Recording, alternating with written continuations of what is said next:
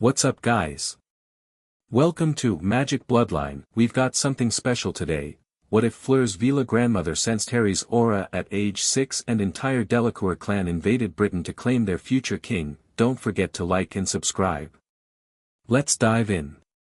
Chapter 1, The Pulse. The ley lines sang wrong on a Tuesday. Seraphine Delacour had lived for 112 years, which meant she had felt the ley lines sing in every key imaginable: joy, grief, war, love, the particular vibration that came when a great wizard died and left a hole in the world's magical fabric. She knew the difference between a pulse and a tremor, between ambient power and something directed. She had been sitting on the terrace of the Delacour estate in the Burgundy countryside, drinking her morning coffee and watching the vineyards turn gold in the early light, when it hit her. Not a tremor. Not ambient. Directed. She set her cup down so precisely that it didn't make a sound. The pulse had come from the northwest, from across the channel, and it had the specific resonance of a child's magic, that raw, unfiltered frequency that had no technique behind it, no schooling, just pure elemental force pouring out of someone too young to know they should contain it. But the shape of it was wrong for an ordinary burst of accidental magic. Ordinary children flickered. They sparked and guttered. This had been a sustained note, deep and clear and vast, like pressing a single key on an organ the size of a cathedral. Seraphine closed her eyes and breathed. Old Veela knowledge didn't live in books.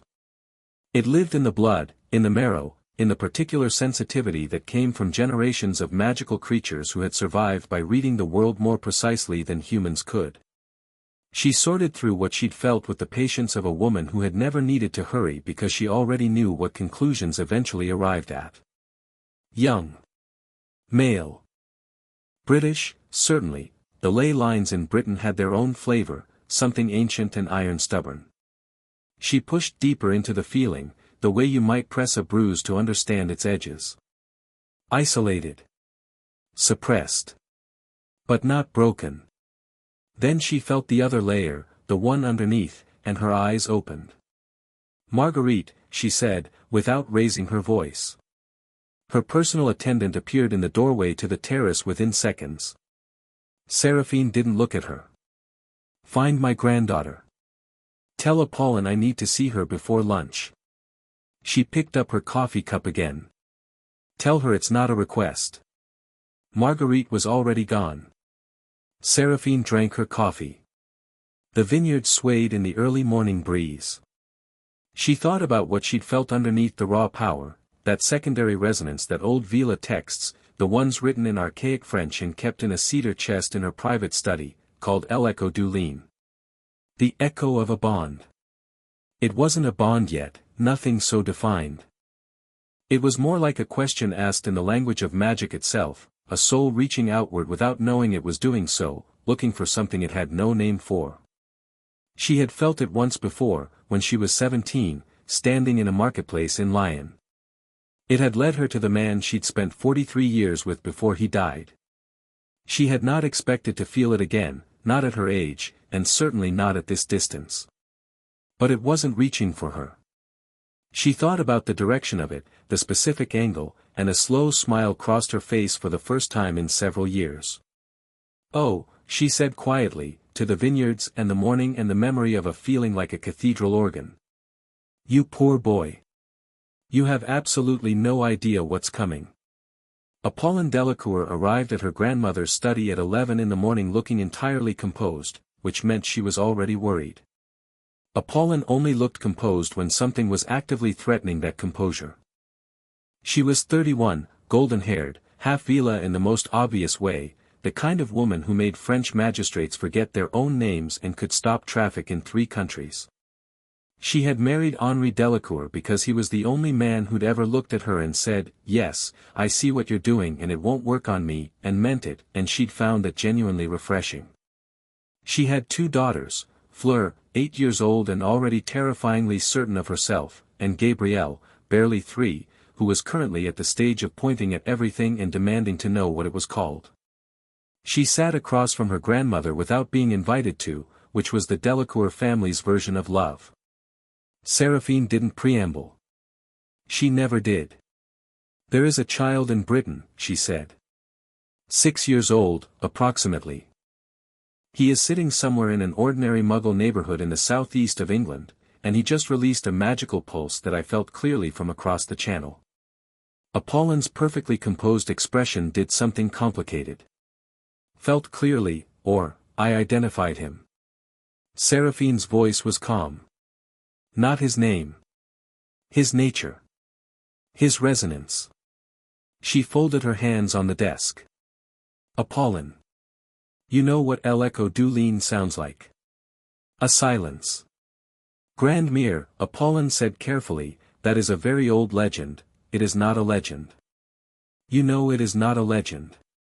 I found your grandfather because I followed that echo. Seraphine looked at her with patient, ancient certainty.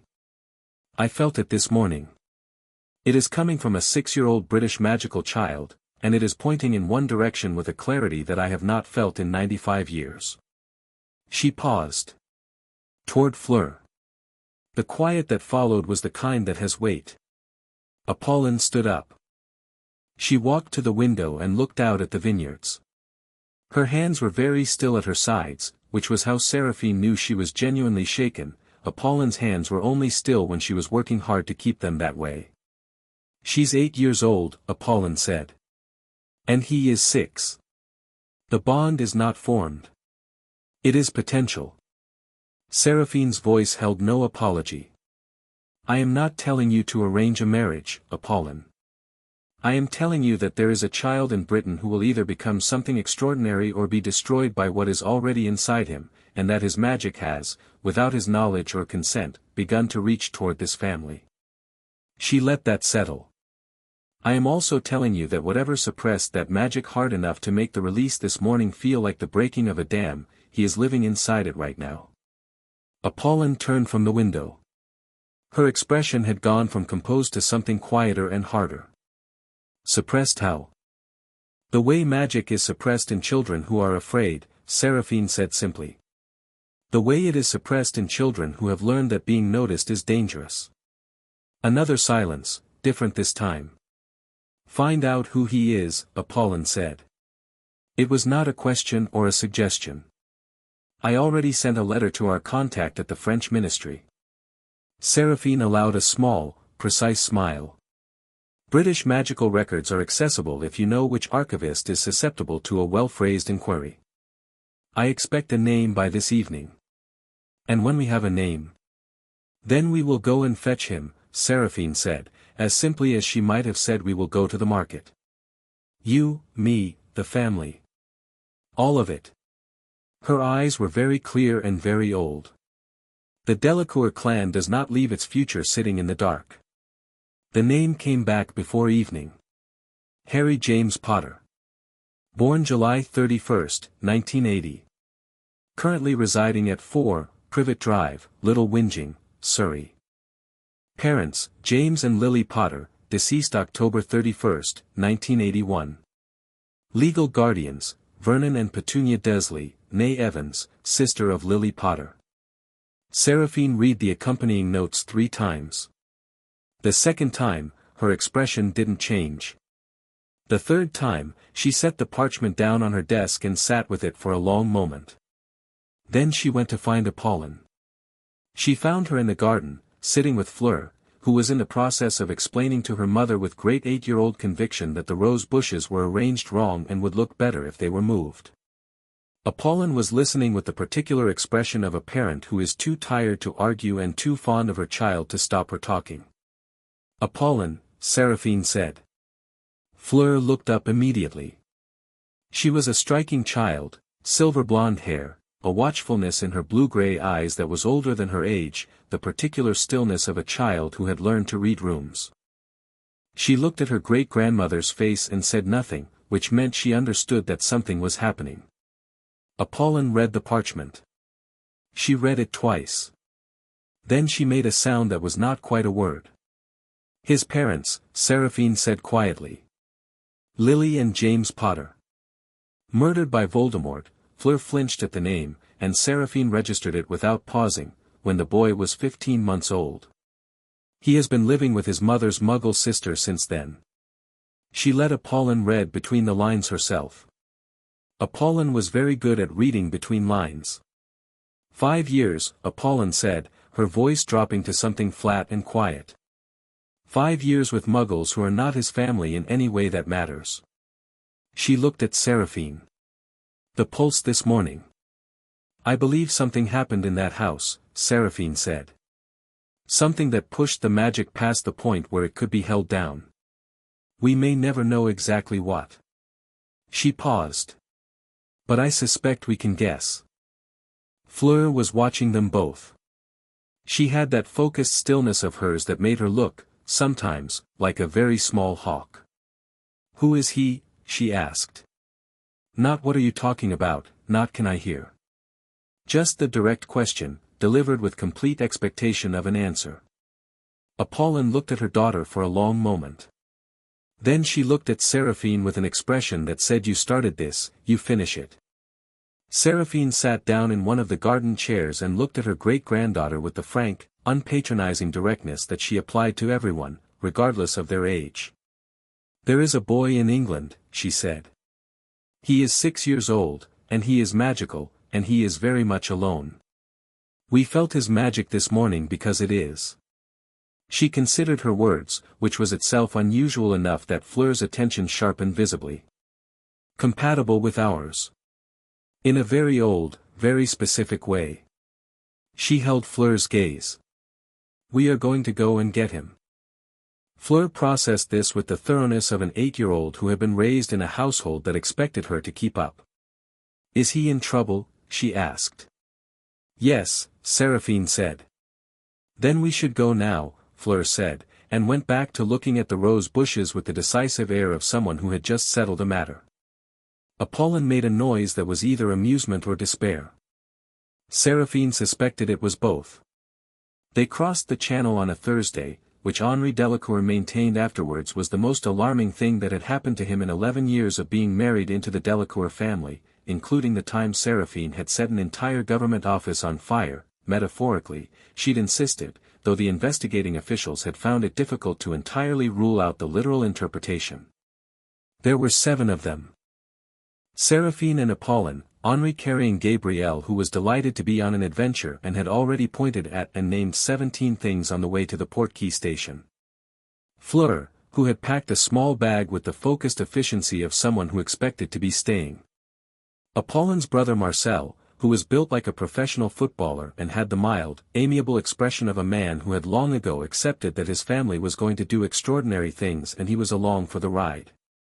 Marcel's wife, Claire, who was fully Veela and had the specific controlled intensity of someone who had been told this was a simple visit and already knew it wasn't. And last, filling the remaining spot as anchor and navigator, Apollon's oldest cousin Thierry, who worked at the French ministry and had the contacts to smooth over the kind of international magical incident that happened when 7 French nationals crossed the channel on short notice to visit a residential street in Surrey. The Portkey deposited them in a park 3 streets away from Privet Drive at 9:30 on a warm July morning. Seraphine looked around at the clipped hedges and identical houses and felt something that was not quite pity and not quite anger settle in her chest. She had seen many places where magic was suppressed. This was not the dramatic suppression of wartime or persecution. This was something quieter and in some ways worse, the suppression of ordinariness, of people so committed to the idea of normal that anything outside it became a problem to be contained. Maman, Fleur said, everything looks the same. It is meant to, Apollon said. Her voice was very even. They walked. Gabrielle was put down so she could walk independently, which she managed for approximately 40 seconds before deciding the pavement was more interesting if you were touching it with your hands, requiring Henri to perform the parental magic of retrieving a small child from the ground without breaking stride. Number 4 Privet Drive looked exactly like numbers 2, 6, and every other even number on the street. A perfectly maintained front garden. A car in the drive that was slightly too new and slightly too clean. Curtains in the front windows that moved fractionally, then were very still. Seraphine walked up the front path without hesitating. She knocked. The door was opened after a long pause by a woman who was clearly not pleased to be opening it. Petunia Desley was thin in the way of a person who controlled what she ate as a proxy for controlling everything else, with a long neck and small eyes that darted between the assembled group on her front step with undisguised alarm. Behind her, half visible in the hallway, was a boy approximately a year older than Harry Potter should be, oversized, pink-faced, staring. "Mrs. Desley," Seraphine said, in English that was perfectly accented and carried the specific authority of someone who had never in their life needed to raise their voice. "My name is Seraphine Delacour. I am here about your nephew." Petunia Desley's face did something very fast and very interesting. It went from alarm to calculation to a particular kind of forced blankness that Seraphine had seen on the faces of people who were pretending not to know what they knew. "I don't know what you're talking about," Petunia said. "We don't, there's no one here who, you must have the wrong address."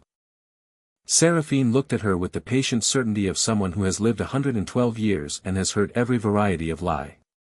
"No," she said. "I don't." "I think," Henri said pleasantly, from slightly behind Seraphine's right shoulder, "it would be better if we had this conversation inside." Petunia looked at Henri, who smiled at her with the particular warm reasonableness of a man who was entirely comfortable and entirely immovable. Then she looked at Apollon, which was a mistake, because Apollon was looking at her with an expression that made career prosecutors nervous. Then she looked at Seraphine again. She opened the door wider and stepped back. The sitting room of number 4 Privet Drive was as aggressively ordinary as the outside, which was its own kind of statement. Everything matched. Everything was coordinated. The photographs on the mantelpiece were exclusively of the Desleys, Vernon, large and purple-tinged, in various poses of self-satisfaction, Petunia, rigid and careful, the boy, Dudley, progressing from pink infant to pink large child in a series of images that managed to exclude anyone else with such complete thoroughness that it constituted its own answer. There were no pictures of Harry Potter. Not one. Fleur noticed this. She was standing near the doorway with Marcel, as Apollon had quietly arranged, "Keep the children back," and she was looking at the mantelpiece with the focused expression of someone cataloging information.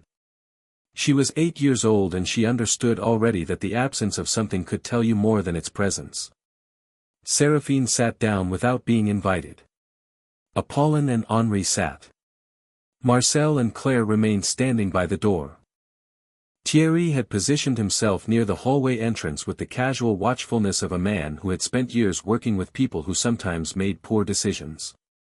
Vernon Desley had appeared from what appeared to be a home office, already red in the face, already at the volume that people generally worked up to after 10 minutes of argument. He was a large man who clearly expected his size to settle things. "Now look here," he started. "Monsieur Desley." Seraphine's voice cut across his without effort, not loud, just clear. Like a bell. "I will be brief. We are here for Harry Potter. I would like to speak with him first, and then we will discuss arrangements." "You'll discuss nothing of the sort. You can't just march into a man's home and, Vernon." Petunia put a hand on his arm. She was watching Seraphine the way a mouse watches something it can't quite identify as a cat. "Let her speak." A pause. Vernon's face worked. "Where is Harry?" Apollon asked. Her tone was pleasant and completely inflexible. Another pause. "In his room," Petunia said, after a moment. "Show me, please," Apollon said. "Now you wait just a minute, Henri," Apollon said, without looking at her husband. "Mr. Desley," Henri said, in the same warm, reasonable voice he'd used at the door, "I'm a diplomat. I have spent 15 years navigating situations where everyone in the room wanted something different and at least 2 parties were prepared to be unreasonable to get it." He met Vernon's eyes pleasantly. "I can see several ways this conversation goes. I have a strong preference for one of them. I suspect you do too. The easiest path forward is to let my wife see the boy." He paused. "For now. The rest we can discuss later." Seraphine watched Petunia make her calculation. The woman was not stupid, she'd give her that. She was reading the room, reading the people in it, and arriving at the correct conclusion that whatever was happening was larger than she could manage by simply refusing to cooperate. "First door at the top of the stairs," Petunia said, stiffly. Apollon was already moving. The door had a cat flap. Apollon stood in the upstairs hallway and looked at the door with the cat flap in it and the multiple bolts on the outside, and she stood very still for a moment, the way Seraphine stood still sometimes when she was deciding something that, once decided, would be irreversible. Then she pulled back the bolts, one after another, and opened the door. Harry Potter was sitting on a small cot in the corner of a room that was more closet than bedroom. He was 6 years old and small for it, dark-haired, with the particular self-contained stillness of a child who had learned not to make himself noticeable. He was holding a book, not a children's book, an old encyclopedia, clearly borrowed or found rather than given, and he looked up when the door opened with the specific expression of a child who has learned that a door opening is more often bad news than good. He had green eyes. Extraordinarily green, behind glasses that were cracked along one lens and held together with a strip of tape. He looked at Apollon. He looked past her at the hallway. He looked back at Apollon with a careful, measuring expression that no 6-year-old should have had, and he said, in a voice that was quiet but not afraid, "You're not from here." Apollon crossed the room, sat down on the floor in front of his cot, and looked at him directly. "No," she said. "I'm French." She held out her hand. "My name is Apollon. What is yours?" He looked at her hand for a moment. Then he shook it with the slightly stiff formality of a child who had not been taught how, but had seen it done. "Harry," he said. "Harry," she repeated. "Can I ask you something, Harry?" He shrugged, which was the most 6-year-old thing he'd done since she walked in. "Are you all right?" The question landed in the small room and sat there.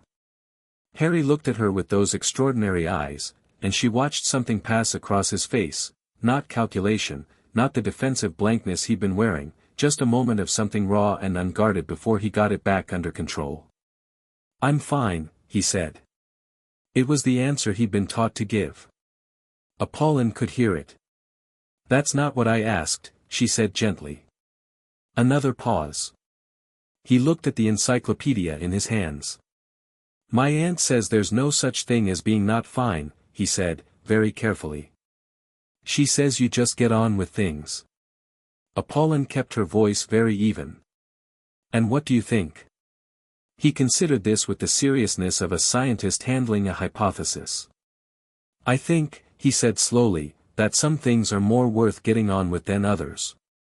She looked at this 6-year-old boy with the cracked glasses and the cat flap door and the encyclopedia, sitting in a cupboard that had been made to pass for a bedroom, and she made a decision that she technically made 2 days ago in a garden in Burgundy but was only now fully understanding the weight of. "Harry," she said, "there are some people downstairs I'd like you to meet." He looked at her. "Are they from France too?" "Most of them," she said. "Some are quite loud. One is very small and will probably try to touch your hair." He looked at the door, then at her. "The bolts are on the outside," he said, very neutrally. "Yes," she said. "I noticed. My aunt says it's because I'm," he stopped. The neutral expression came back. "Never mind. Harry." She waited until he met her eyes. "The bolts will not be used again. I promise you that." He looked at her with the eyes of a child who had been promised things before. She held his gaze without wavering. He stood up. He was wearing clothes that were several sizes too large, clearly Dudley's cast-offs, and his hair was the architectural disaster of someone who had never had it properly attended to. He straightened up with a kind of quiet dignity that was heartbreaking in a 6-year-old and completely, instinctively, there, like something that couldn't be trained out of him regardless of circumstances. He walked to the door. He stopped in the doorway, looked back at his room, at the small cot, the borrowed encyclopedia, and then turned away and walked down the hall. The sitting room was quieter when they returned. Seraphine had apparently said something while Apollon was upstairs, because Vernon Dursley was no longer standing and Petunia was sitting with the expression of a woman who has recently lost an argument with a glacier. Fleur was still by the door with Marcel. She was watching the stairs. Harry appeared at the bottom of the stairs. He stopped when he saw the room full of people, and for a moment something very young moved across his face, not fear exactly, but the held breath of a child who had learned to assess groups quickly. His eyes moved across the room, person to person, and then landed on Seraphine. Seraphine looked at him. She had felt his magic across the channel. Up close, it was extraordinary, not because it was active, he wasn't doing anything, just standing on the bottom step in oversized clothes, but because of what was underneath. That resonance she'd felt, that cathedral organ depth. It was coming from this child the way heat comes from banked coals, steady and vast and almost completely banked down. Almost. Not quite. He was looking at her with a stillness that matched her own. You felt it, he said. Not a question. She raised her eyebrows. What makes you say that? Because you're looking at me like you knew what I'd look like before you saw me. He paused. The rest of them are looking at me like they're surprised. You're not surprised. Seraphine studied him for a long moment. Sit down, Harry, she said, gesturing to the chair across from her. He came across the room and sat, without looking at the Dursleys, without looking at the group of French strangers arranged around their sitting room. He sat in the chair and looked at Seraphine as though there was no one else present. Something happened yesterday, he said. Tuesday, she corrected. Tuesday morning. He thought about it. Tuesday. My cousin. He stopped. Started again. Something happened, and then my magic, I know it's magic, my aunt tells me it isn't real but it is, I've seen it, my magic. He frowned, searching for the word. It got out, she offered. It got loud, he said. I didn't mean it to. It just, he made a gesture with his hands that wasn't quite an explosion but wasn't quite not one. I could feel it going out like when you drop something in water. Rings. I felt those rings, Seraphine said. Across the channel. He absorbed this. Oh, he said. He thought about it. Is that why you're here? Partly. She looked at him steadily. Harry, do you know who you are? He glanced at the Dursleys for a fraction of a second, involuntary, quickly suppressed, and then looked back at her. Harry Potter, he said. My aunt and uncle say my parents were, the pause, again, unusual. And that it's better not to be unusual. Your parents, Seraphine said, were magical. Your father was a very gifted wizard. Your mother was one of the most powerful witches of her generation. She kept her voice matter of fact, not dramatic, just true. You are their son. And you are magical in a way that is rather remarkable, even by those standards. Harry sat with this very quietly. Across the room, Petunia made a small sound. No one looked at her. The people with me, Seraphine continued, are my family. My granddaughter Apollon, who you've met. Apollon, now seated nearby, nodded. Her husband Henri. Their daughters, Fleur, she gestured to the doorway, and Fleur, who had been watching everything with that hawk-attentive stillness, met Harry's eyes, and Gabrielle, who is currently investigating your front garden despite being told not to. A pause, during which Henri made a quiet, resigned expression and didn't move, because Gabrielle was fine and they all knew it. My grandson Marcel and his wife Claire. My great-nephew Thierry. Harry looked around at all of them. Then he looked back at Seraphine. You came all the way from France, he said. Because of the rings. Because of what the rings told me, she said. And because we do not leave magical children alone in places that make them afraid to be magical. The room was very quiet. Harry's expression did something careful and controlled and then, very slightly, didn't. His jaw shifted. He looked down at his hands, which were thin and had a small half-healed cut on the left one that Apollon had already noticed and was quietly, comprehensively furious about. I'm not afraid, he said, to his hands. I just... He stopped. I know, Seraphine said. He looked up. His eyes were very bright. I want to know what I am, he said. Not plaintive. Not angry. Just direct, with the force of a statement that had been waiting 6 years to be made. Nobody here tells me anything. They say it's not real. But it is. And I can feel it, and I don't know what it is, and nobody, he stopped himself. Took a breath. Harry, Seraphine said. Come to France with us. Another quiet. Now, he said. Today, she confirmed. He looked at her. Then at Apollon. Then, for some reason, at Fleur, who was still in the doorway with her small bag and her watching eyes, and who held his gaze without looking away. He looked back at Seraphine. What about my things? He asked. The question was so practical and so sad, because it implied things worth taking, and the inventory of his room had contained approximately nothing that qualified, that Apollon had to look at the window for a moment. We'll get whatever you need, Henri said quietly. It was the first thing he'd said since the stairs, and it was addressed directly to Harry with the uncomplicated warmth of a man who had decided something. Take whatever matters to you. Harry thought about it. The encyclopedia, he said. It's the library's, actually. But I haven't finished it. We'll replace it, Henri said. With one of your own. Harry looked at him. Okay, he said. What followed was not, technically, a confrontation, in that no spells were cast and no explicit threats were made. It was instead a conversation between Seraphine Delacour and the Desleys that lasted approximately 20 minutes, in which Seraphine explained with the calm certainty of a glacial advance exactly what the legal standing of a Veela family claiming de facto guardianship of a neglected magical child was under the International Statute of Wizarding Welfare, and then explained, more quietly, what would happen if the Desleys decided to challenge this. She did not raise her voice once. Vernon Desley, by the end of it, was the color of old putty.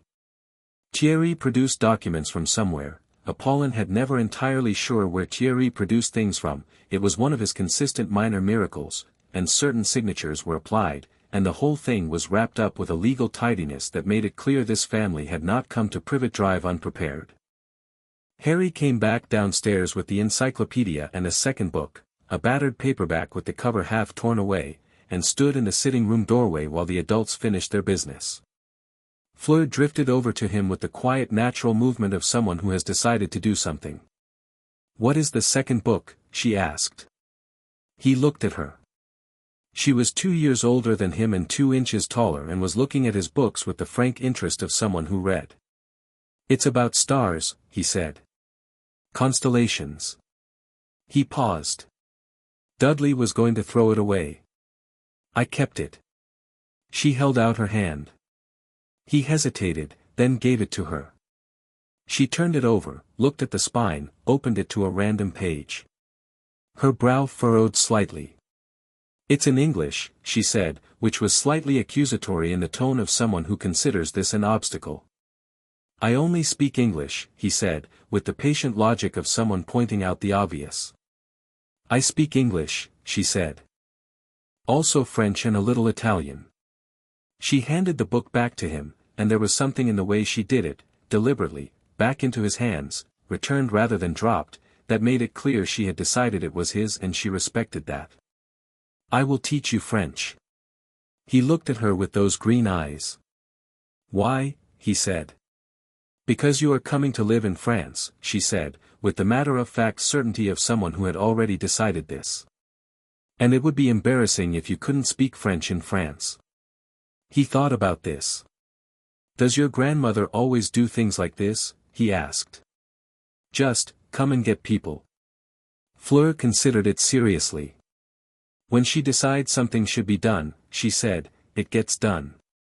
She paused. She is very old. I think she has decided that being patient about wrong things is a waste of time. Harry looked across the room at Seraphine, who was in the process of wrapping up whatever she'd been saying to the Desleys with the air of someone who had finished with a topic completely. He watched her stand, watched the room reorient itself around her movement, watched the Dursleys shrink back almost without noticing they were doing it. "Yeah," he said quietly. "I can see that." Gabrielle appeared from the front garden, announced to the room at large that there was a cat outside, and grabbed Harry's hand with the complete unself-consciousness of a 3-year-old who has decided you are now part of her life. Harry looked down at the small hand in his, surprised out of composure for the first time. Gabrielle beamed at him with 2 teeth. He looked back up at Fleur. "Is she always like this?" he asked. "Always," Fleur said, with the resignation of an older sister. "Right," Harry said. He looked down at Gabrielle.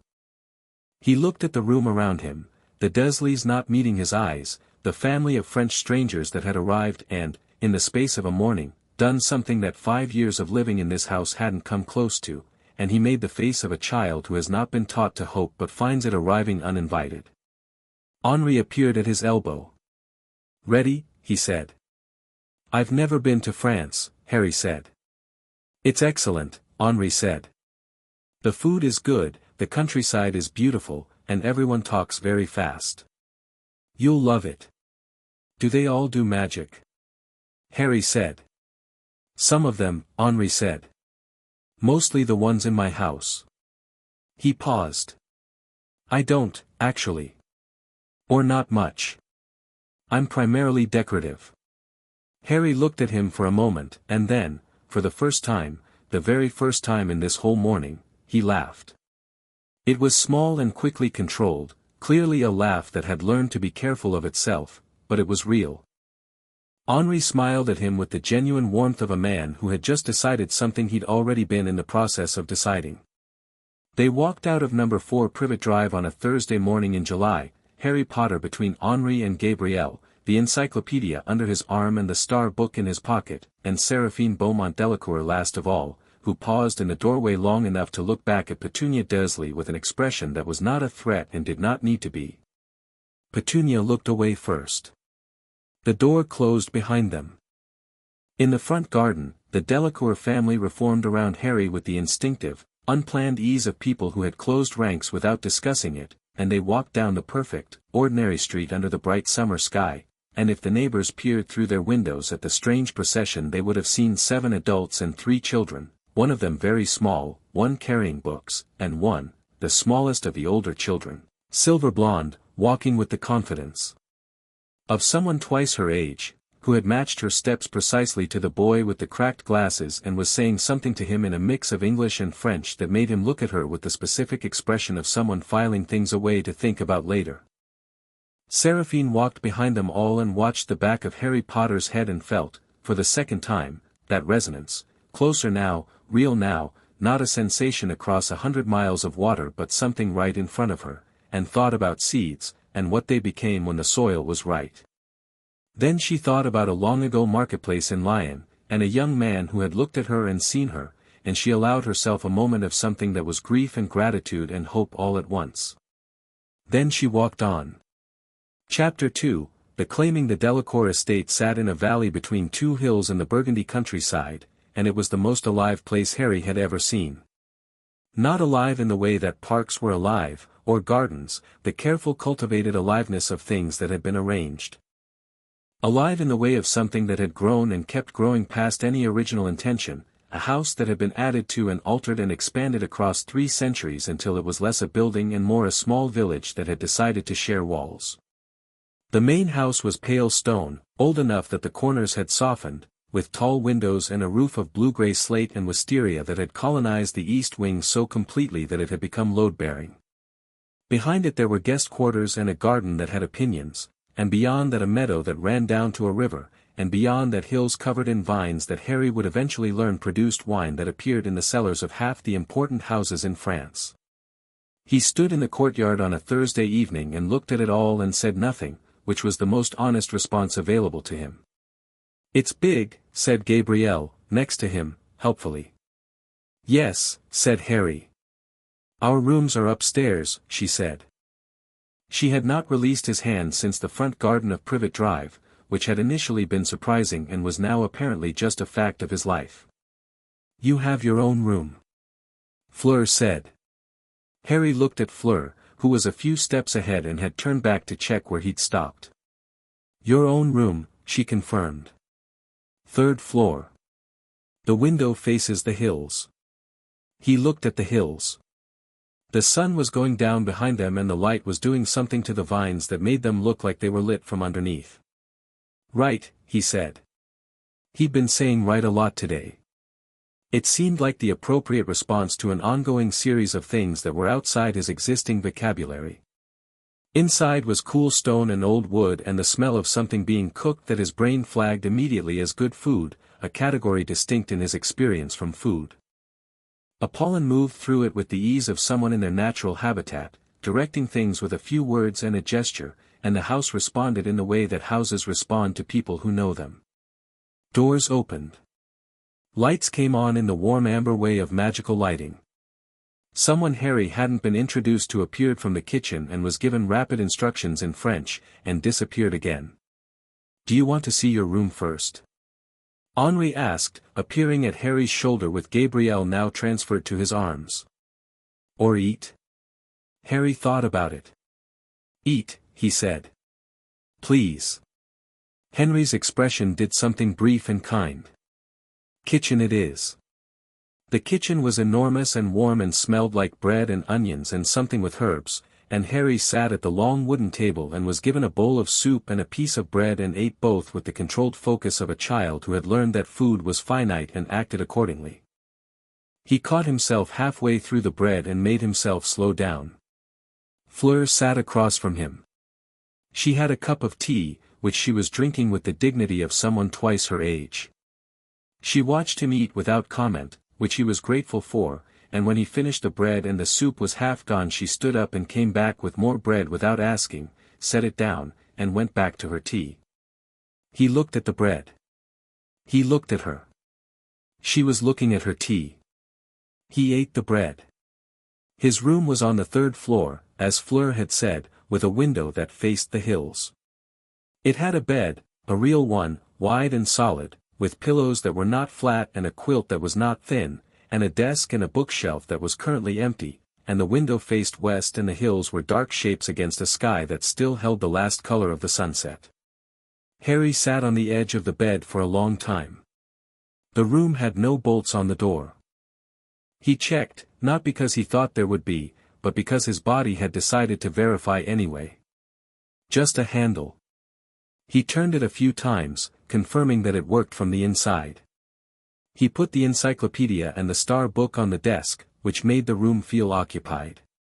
Then he went to the window and stood there until the last light was gone and the hills were invisible in the dark and the stars were coming out, one by one, the same stars he'd looked at through his small window at Privet Drive, but somehow different from here, bigger, or maybe he was just looking at them without the particular weight that sitting in a locked room put on everything.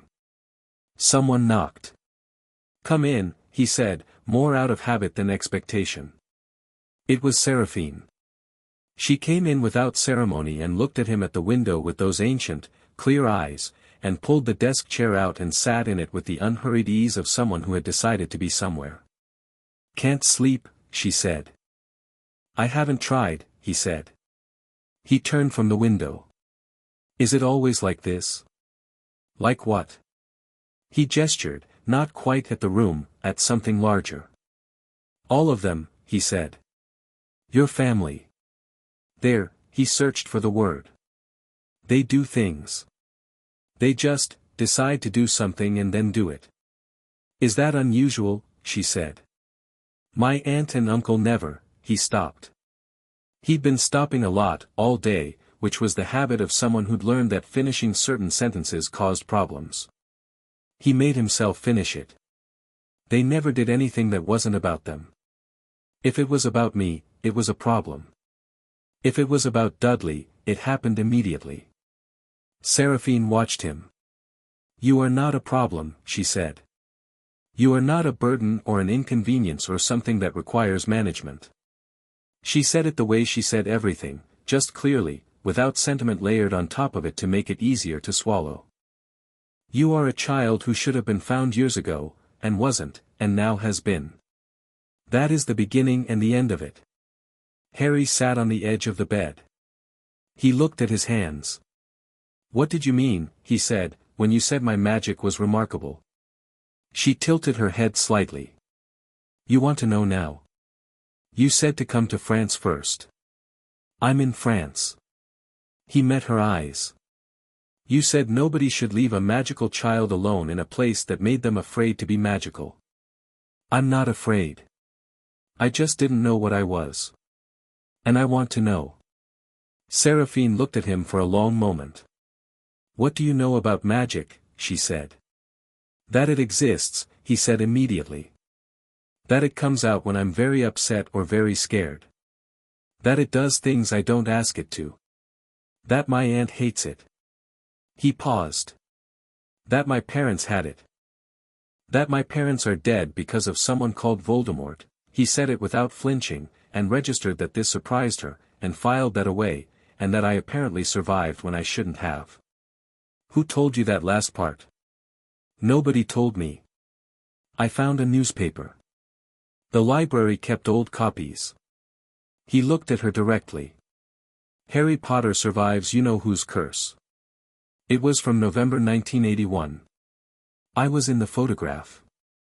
He paused. "I was very small." Seraphine was quiet for a moment. "You're not afraid of the name," she said. "Voldemort." "It's a name," he said. "My aunt says I shouldn't say it. She says I shouldn't say lots of things." He looked back at his hands. "I decided that if I was afraid of a name, I'd probably be afraid of everything eventually. It's better to just say it." She looked at him with something that was not quite what adults usually looked like when they looked at him, not pity, not alarm, not the calculation of someone deciding how to manage him. It was something closer to recognition. "Your magic is extraordinary," she said.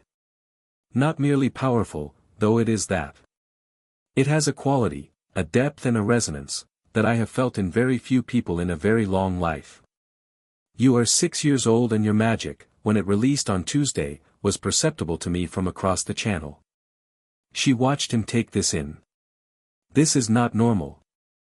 This is not even normal for exceptional witches and wizards. This is something else." "What is it?" he said.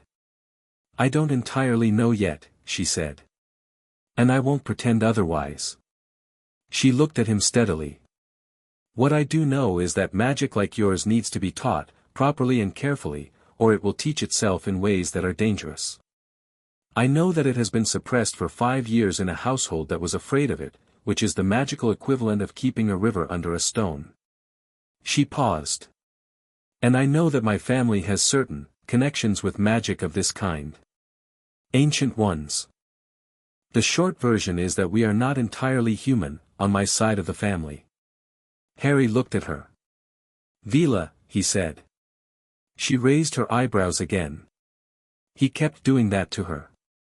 "The newspaper article mentioned magical creatures associated with the French wizarding community," he said. "I looked it up in the encyclopedia. Veela are," he paused, going through his recall. "Female magical beings with the ability to affect the emotions of others. Originally from Eastern Europe. Associated with great magical sensitivity. Sometimes referred to in historical texts as soul seers." He paused. "Is that right?" "More or less," she said. "Incomplete, but not wrong." "You felt my magic," he said slowly, working it out, "because of the soul-seeing thing. Because of the sensitivity, yes. Though, soul-seeing, is the poetic version. It's more that we perceive magical resonance at a fundamental level."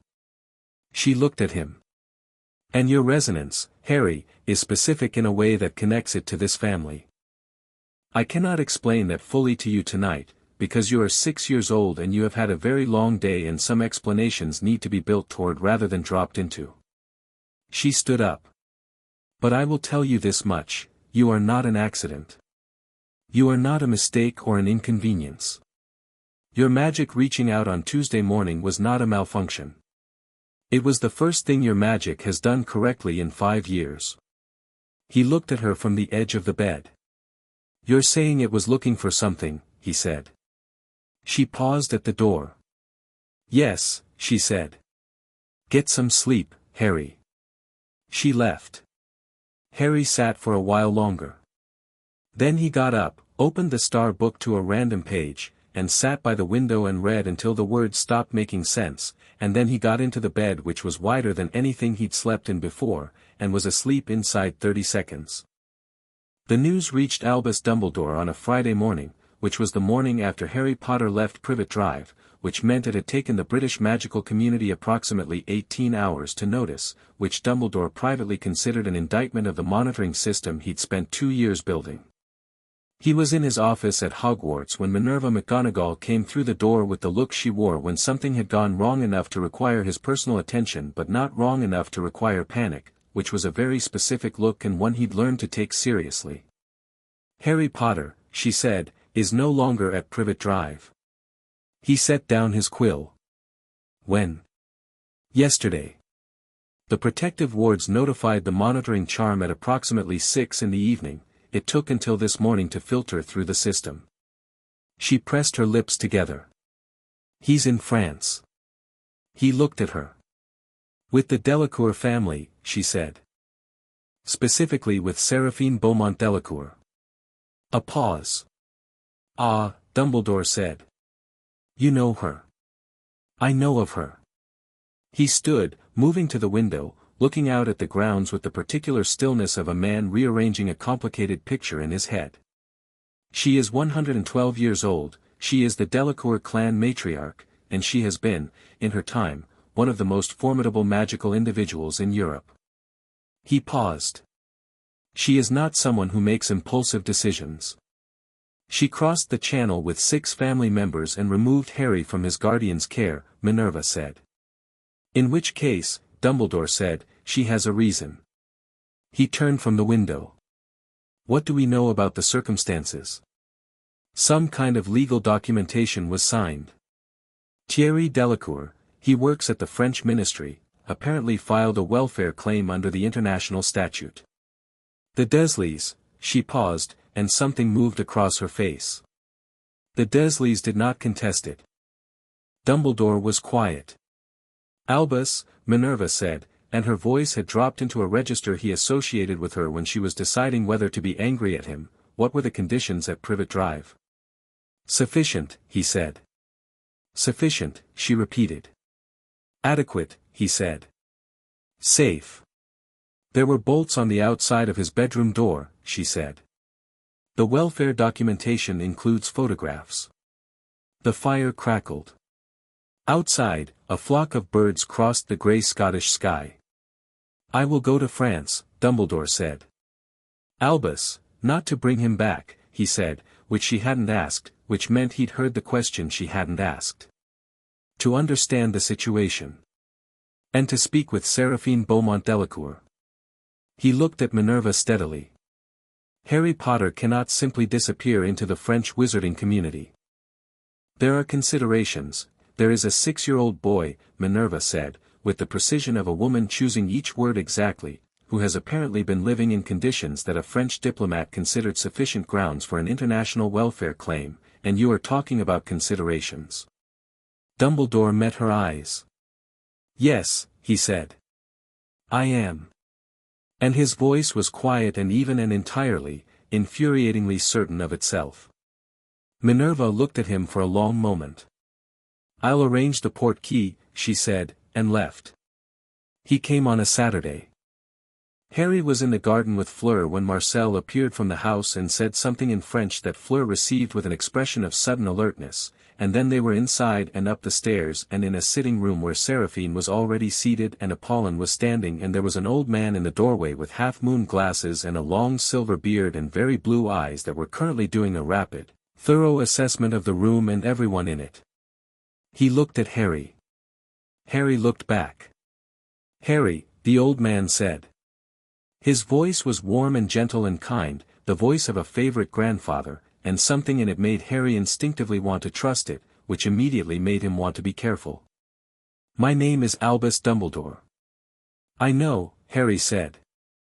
"The newspaper called you the greatest wizard alive." Dumbledore's eyes crinkled. Newspapers are often imprecise. They said you were headmaster of Hogwarts, Harry said. That's the British magical school. It is. And you knew my parents. A pause. Yes. I did. Harry looked at him. The warmth in Dumbledore's expression was genuine, he was sure of that, he'd become good at reading what was genuine and what wasn't. But underneath the warmth there was something else, something that was making calculations with the same smoothness that his own features made nothing, and the combination made Harry feel the way he felt when he was very carefully being managed. He didn't like being managed. You knew where I was, Harry said. The room was very quiet. You knew where I was, Harry said again, for 5 years. You're the most powerful wizard in Britain, people talk about you like you can do anything, and you knew where I was, and, he paused, not for drama but because he was working out exactly what he wanted to say, which was what he always did before he said important things. And you left me there. Dumbledore looked at him for a long moment. There are reasons, he began. There are always reasons, Seraphine said, from her chair, pleasantly. Dumbledore glanced at her. Something passed between them, two very old magical individuals having a rapid, wordless exchange. You are right, Dumbledore said. He said it without the deflection that adults usually apply to the observation, without you don't fully understand or it's more complicated than that. He just said it, and let it sit, and Harry recalibrated him slightly for that. Why? Harry said. May I sit? Dumbledore said. Seraphine gestured. He sat. He looked at Harry with those very blue eyes, and Harry had the odd feeling of being looked at by someone who was genuinely seeing him rather than the idea of him, which was the same feeling he'd had with Seraphine, and briefly with Apollon in his room at Privet Drive. He was apparently surrounded, suddenly, by people who were capable of this. The reason you survived what should have killed you, Dumbledore said, is connected to a magic that is rooted in love and sacrifice. Your mother's love for you created a protection. That protection, as long as you lived with someone who shared her blood, extended over you and kept you safe from the one who wished you harm. He looked at Harry steadily. That was why I placed you with the Dursleys. Not because I thought it would be comfortable. Because I thought it would keep you alive. Harry was quiet for a moment. Did it work? He said. You are alive, Dumbledore said. That's not really an answer. Harry looked at him. Did the protection actually work? Did anyone come for me? Dumbledore paused. No. Not in 5 years. So it worked, Harry said. And now I'm here. And now, Dumbledore said, you are here. Beyond the blood wards. And certain protections no longer apply. He said this looking at Seraphine, and Seraphine met his eyes with the serene certainty of a woman who had already thought of this and decided she was more capable of managing it than blood wards. The entity who killed my parents, Harry said. Voldemort. He watched Dumbledore register the unself-conscious use of the name and register that he was going to do nothing about it. He was destroyed. The same night. Not destroyed, Dumbledore said. Diminished. Reduced. He paused, clearly deciding how much to say. He persists, in some form. He will, in time, seek to return. Harry absorbed this with the stillness he'd been practicing since he could walk. When? I don't know. Years, likely. Perhaps many years. But he'll come back, Harry said. I believe so. Harry nodded. Not scared. Not performing bravery. Just nodding, the way you nod when you receive a piece of information you're now going to keep and use later. Dumbledore looked at him with something that Harry couldn't entirely read, but that wasn't just calculation. You are not what I expected, Dumbledore said. You expected a frightened boy, Seraphine said, from her chair. I expected a child, Dumbledore said. I am a child, Harry said. I just don't see why being a child means being kept in the dark about things that are directly about me. A long pause. No, Dumbledore said quietly. No, I suppose there is no good reason for that. He looked at his hands briefly, then back at Harry. I would like to stay in contact with you, Harry. As you grow. Not to manage you, and there was the faintest acknowledgement in his voice that he'd heard that word and registered it, but because you will have questions that I may be able to answer. And because I would like, if you'll allow it, to know you. Harry looked at him. He thought about the warmth in Dumbledore's voice and the genuine regret in his eyes and the calculations running underneath both. He thought about 5 years and blood wards and a cat flap and cracked glasses. You can write, Harry said. I'll write back if I want to. Dumbledore blinked. Then, slowly, he smiled. That, he said, is entirely fair. Dumbledore stayed for lunch, which was the point at which Harry learned that watching Seraphine Delacour and Albus Dumbledore have a polite conversation about nothing in particular while being exquisitely careful around each other was one of the more fascinating things he'd encountered in his life, and he'd already encountered quite a lot today. Fleur sat next to him. She had been present throughout the morning with that watchful stillness of hers, and at lunch she leaned over slightly and said, very quietly, in English, he makes people feel like he knows best. I know, Harry said, equally quietly. My great-grandmother does it too, she said. But differently. She makes you feel like she's right. He makes you feel like you should trust him.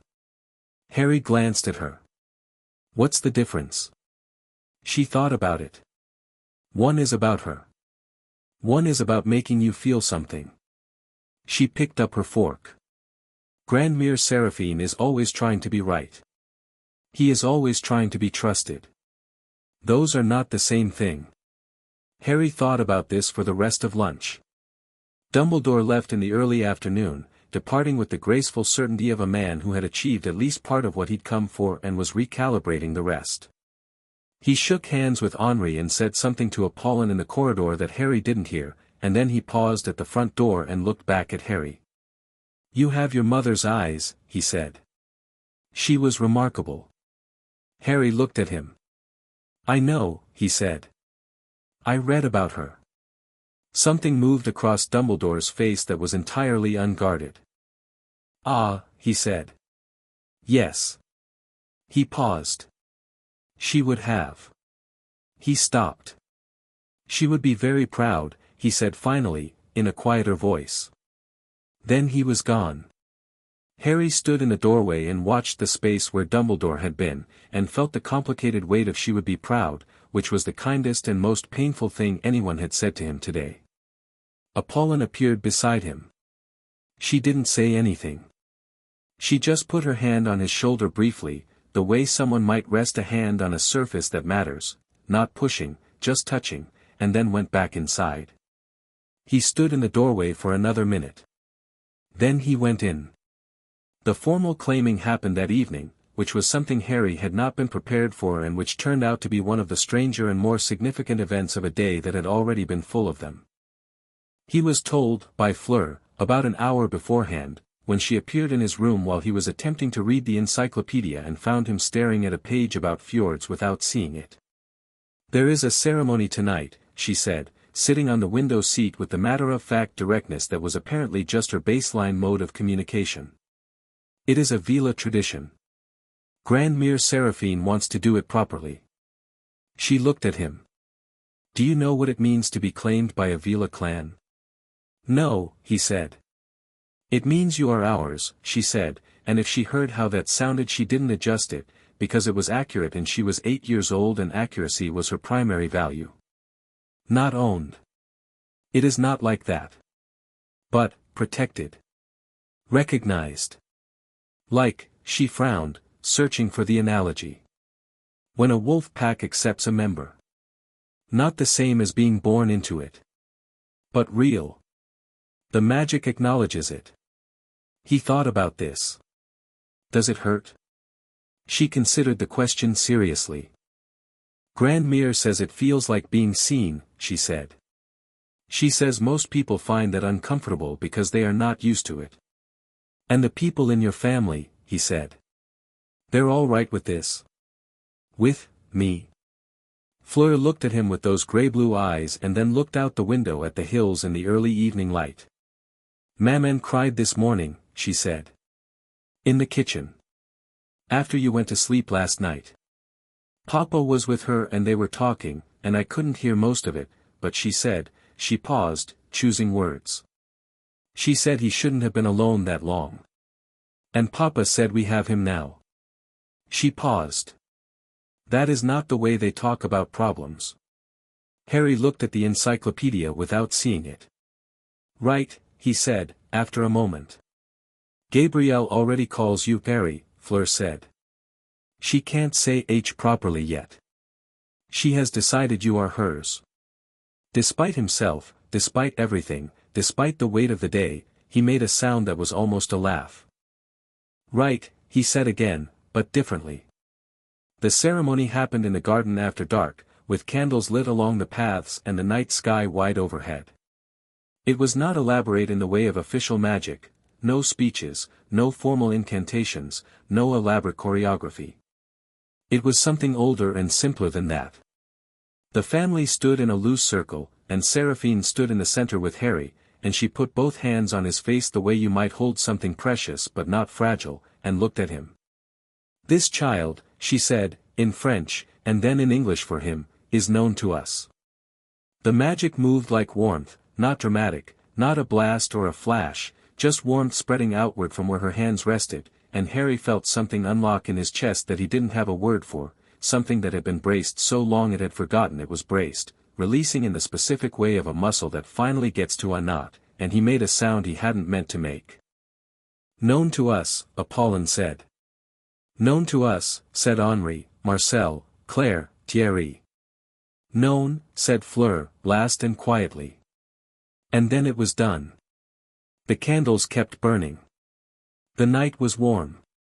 Seraphine dropped her hands, and Harry stood in the middle of the circle, and the warmth was still in his chest, solid and new and entirely unlike anything he had a reference point for.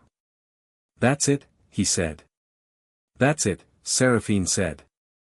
It doesn't feel like magic, he said. Then he paused. It feels more real than magic. Seraphine looked at him with those clear, ancient eyes. Yes, she said. That is exactly right. Gabrielle ran into the circle and grabbed his hand and said something emphatic in French.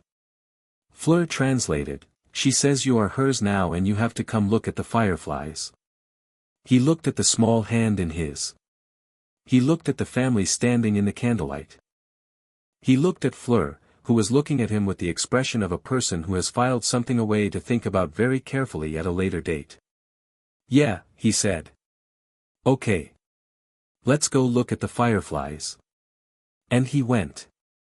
The Ministry of Magic registered the claim on a Monday.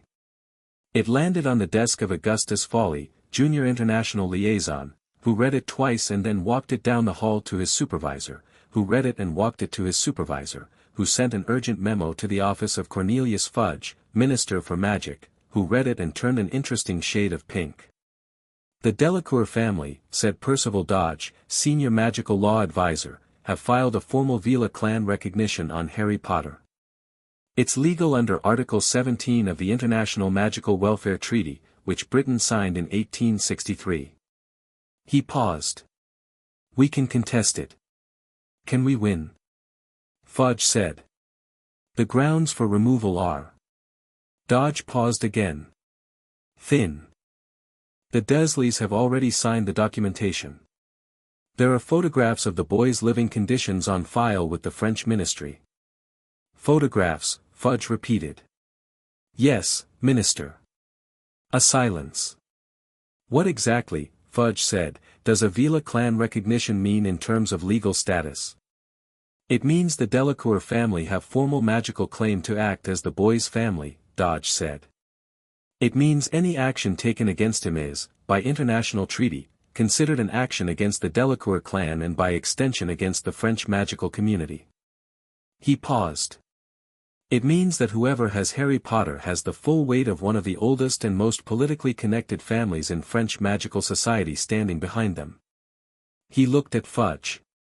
And it means that Seraphine Beaumont Delacour, who has been known to make French cabinet ministers cry, has personally involved herself in this matter. Fudge sat with this. Write to Dumbledore, he said. Dumbledore has already been, Dodge said. He returned yesterday. He has not filed any objection. Another silence, longer. Well, Fudge said. Well. He straightened his papers. I suppose the boy is in good hands, then. Across the building, in a different office with better furniture and less charitable views, Lucius Malfoy received a copy of the same documentation through a channel that he maintained specifically for receiving copies of things that were filed in offices other than his own, and read it with the particular stillness of a man for whom information was always either a resource or a threat. He read it twice. He set it down. He thought about a 6-year-old boy who had survived Voldemort and who was now living with a Veela clan matriarch who had the ear of half the French magical government and the temperament of a natural disaster. He thought about what that boy would become in 10 years. He refilled his quill. He began to write. Harry Potter, on the Monday that Lucius Malfoy began writing, was in the Delacour library learning French from Fleur, who had decided that the best teaching method was to refuse to translate anything and wait for him to figure it out, which he found infuriating and which was, he had to admit, working. Tu es que c'est, she said, pointing at the window. Window, he said. She gave him the look she reserved for incorrect answers, which was a specific, patient, unimpressed expression that he'd already learned to recognize. En français. I don't know the French for window. Then you should ask me. In French. I don't know how to ask in French. She sighed the sigh of a person dealing with an impossible situation, and wrote comment dit on a piece of paper and pushed it across the table. He looked at it. Comment dit on window. La fenêtre, she said. He repeated it. She made him repeat it 3 more times. Then she pointed at the window again. La fenêtre, he said. Good, she said, which was the only positive reinforcement she ever offered, and which he'd learned to value accordingly. Why are you doing this, he said. Not unkindly. Genuinely curious. I told you, she said. Because you are going to live in France and it would be embarrassing, if I couldn't speak French, he finished. I know. But that's the reason you gave. Not the real reason. She looked at him across the table. He was 6. She was 8. They had known each other for 4 days. She had the unsettling feeling, sitting across from him in the library with afternoon light coming through La Fenêtre and falling across his ridiculous hair, that she was going to be having conversations with this person for a very long time, and that they were generally going to go like this, him asking the direct question that other people didn't ask, her deciding whether to answer it honestly. She decided. My great-grandmother says your magic is connected to our family, she said carefully. In an old way. She says your magic and mine are, she used the French word first, then found the English. Compatible. He thought about this. Compatible like. Like 2 things that work better together than separately, she said. Which was true and also evasive and also, at 8 years old, the most precise language she could find for something ancient and complicated and slightly frightening. He looked at her. His green eyes were very direct. Are you all right with that? He said. Which was not the question she'd expected. She'd expected what does that mean or like what kind of compatible or some other 12-branching question. Instead, are you all right with that? I don't know yet, she said, which was the honest answer. He nodded. Me neither, he said. But it's good to know. She looked at him. Yes, she said. It is. She pushed the paper across the table again. Now. Commented on sky. He looked at the paper. Looked at the window. Looked back at her. Commented on sky, he said, carefully. Le ciel, she said. He repeated it. She made him say it 4 times. He said it with the focused persistence of someone who had decided this was going to happen and was going to happen correctly. Outside, Lucille was turning the colors of late afternoon, and the vineyards were gold, and somewhere in the house Gabrielle was demanding to know what something was called, and somewhere else Seraphine was sitting in her study with the cedar chest of old books open in front of her, reading about something called a roi de l'âme with the attention of a woman who is finally beginning to understand the shape of a thing she has been reaching toward for a very long time. Chapter 3, The Education of a King. The first time Harry's magic got out properly, not the Tuesday pulse, not the small involuntary flickers that had followed him around Privet Drive like weather, it destroyed a training dummy in the East Garden and left a scorch mark on the stone wall that was still there 3 years later. He was 7, and Seraphine had been teaching him for 8 months, and they were working on directed intent, which was the fundamental principle of controlled magical output. You did not cast spells, not yet, you simply meant things with precision. Seraphine had set up a training dummy made of straw and old wood at one end of the garden and stood Harry at the other end and told him to push it. "Push it with my hands," he said. "Push it with your magic," she said. "The way you push air out of your lungs when you breathe. Same mechanism. Different substance." He had stood for 6 minutes doing nothing visible. She let him stand. She was very good at letting things develop at their own pace, which was, she had come to believe, the rarest teaching skill there was. Most people couldn't stand the silence. They filled it with instruction. She had watched enough talented young people be ruined by premature instruction to have learned, the hard way, to shut up. Then Harry exhaled. Not dramatically.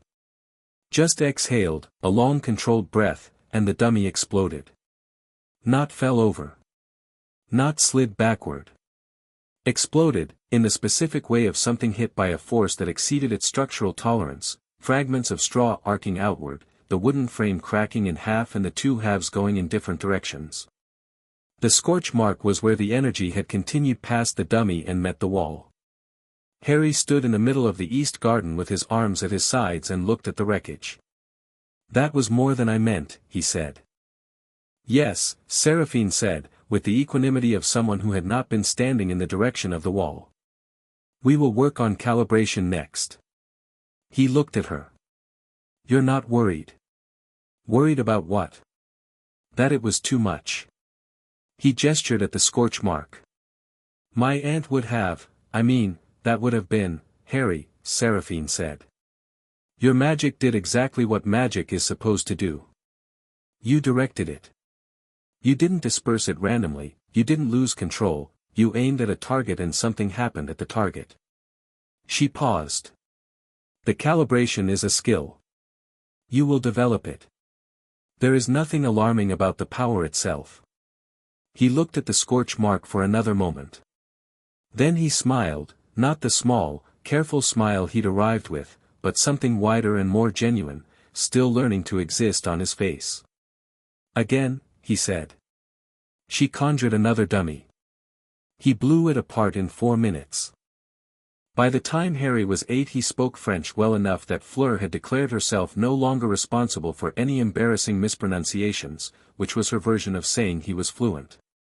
He'd made her laugh 7 times in the previous month, which she tracked with the same precision she applied to everything, and which he pretended not to notice her tracking, and which Apollon noticed both of them doing with the specific expression of a mother who is going to say absolutely nothing. His magic lessons with Seraphine had moved past directed intent into something she called signature work, which was the magical equivalent of learning your own handwriting, developing the specific quality of your magical output so that it was recognizably yours, so you could do complex things with consistency rather than brilliance and disaster. Harry had an unusual advantage in this, which was that his magical signature was so distinctive that Seraphine could feel it anywhere in the estate, which made tracking his progress trivially easy and finding him when he disappeared into the library remarkably efficient. "He reads everything," Apollon told Henri one evening, not as a complaint but with the slightly bewildered tone of someone describing a natural phenomenon. "He was starved for it," Henri said, not looking up from his own reading. "Let him eat." She looked at Henri for a moment. "You're very good at this," she said. "At what?" "Having a child who wasn't ours and making it feel ordinary." Henri set his book down. He looked at her with the expression she'd fallen in love with, the entirely unguarded, direct. I see exactly what you're saying. Look. He is ours, he said. That's why it feels ordinary. She looked at him. Don't start, he said. You'll cry and then I'll have to do the face. What face? The concerned husband face. It's exhausting. He picked up his book. He's ours. It's ordinary. Stop being surprised by it. She threw a cushion at him with magical precision. He caught it without looking up. They had been married 11 years. The first formal challenge came when Harry was 9, from a direction that had been expected since the day the ministry documentation was filed, Lucius Malfoy. It came not as a direct confrontation. Lucius Malfoy had not survived 40 years of British pureblood politics by making direct confrontations, but as a motion filed with the International Magical Welfare Committee, which was an obscure body with genuine authority, asserting that the Delacour clan's claim over Harry Potter violated the terms of the original guardianship arrangement and should be reviewed. The motion cited 7 legal precedents, 3 of which were real. Thierry handled the response, which took him 3 days and was apparently so thorough and so merciless in its dismantling of the false precedents that the clerk who filed it asked for a copy for personal reference. But the motion itself meant something. It was a signal. Seraphine sat Harry down and explained this with the bluntness she applied to everything. Lucius Malfoy is a man of considerable political influence in British wizarding society, she said. He is also a man who was closely allied with Voldemort during the last war, which he has successfully argued was coerced, and which everyone who knows him knows is a lie. She looked at Harry. He has taken an interest in you. You should understand why. Harry was 9, which meant he had been in France for 3 years, which meant he had been learning magic and languages and history and the specific Delacour education in how the world actually worked, which differed in several important ways from how it was officially described. He sat across from Seraphine with the attentiveness he always brought to her lessons and thought about what she'd said. He wants to control me, Harry said. Or not let your family control me. Same thing from his perspective. He paused. Why? Because of what you are, she said. What am I? She looked at him steadily. She had been building toward this for 3 years. She had been waiting until he had enough context to receive it without either dismissing it or being crushed by it. You are the boy who survived Voldemort, she said. In the British wizarding world, you are already legendary, even at 9 years old. They call you the boy who lived. They have made you into a symbol. She paused. Symbols are powerful. Symbols that can be controlled are more powerful still. She held his eyes. Lucius Malfoy wants Voldemort to return. He wants the old order restored. A symbol who serves that cause is useful. A symbol who doesn't, who has been raised outside his reach, with a family he can't manipulate, in a tradition that has no interest in British pureblood politics, is a threat. Harry was quiet for a moment.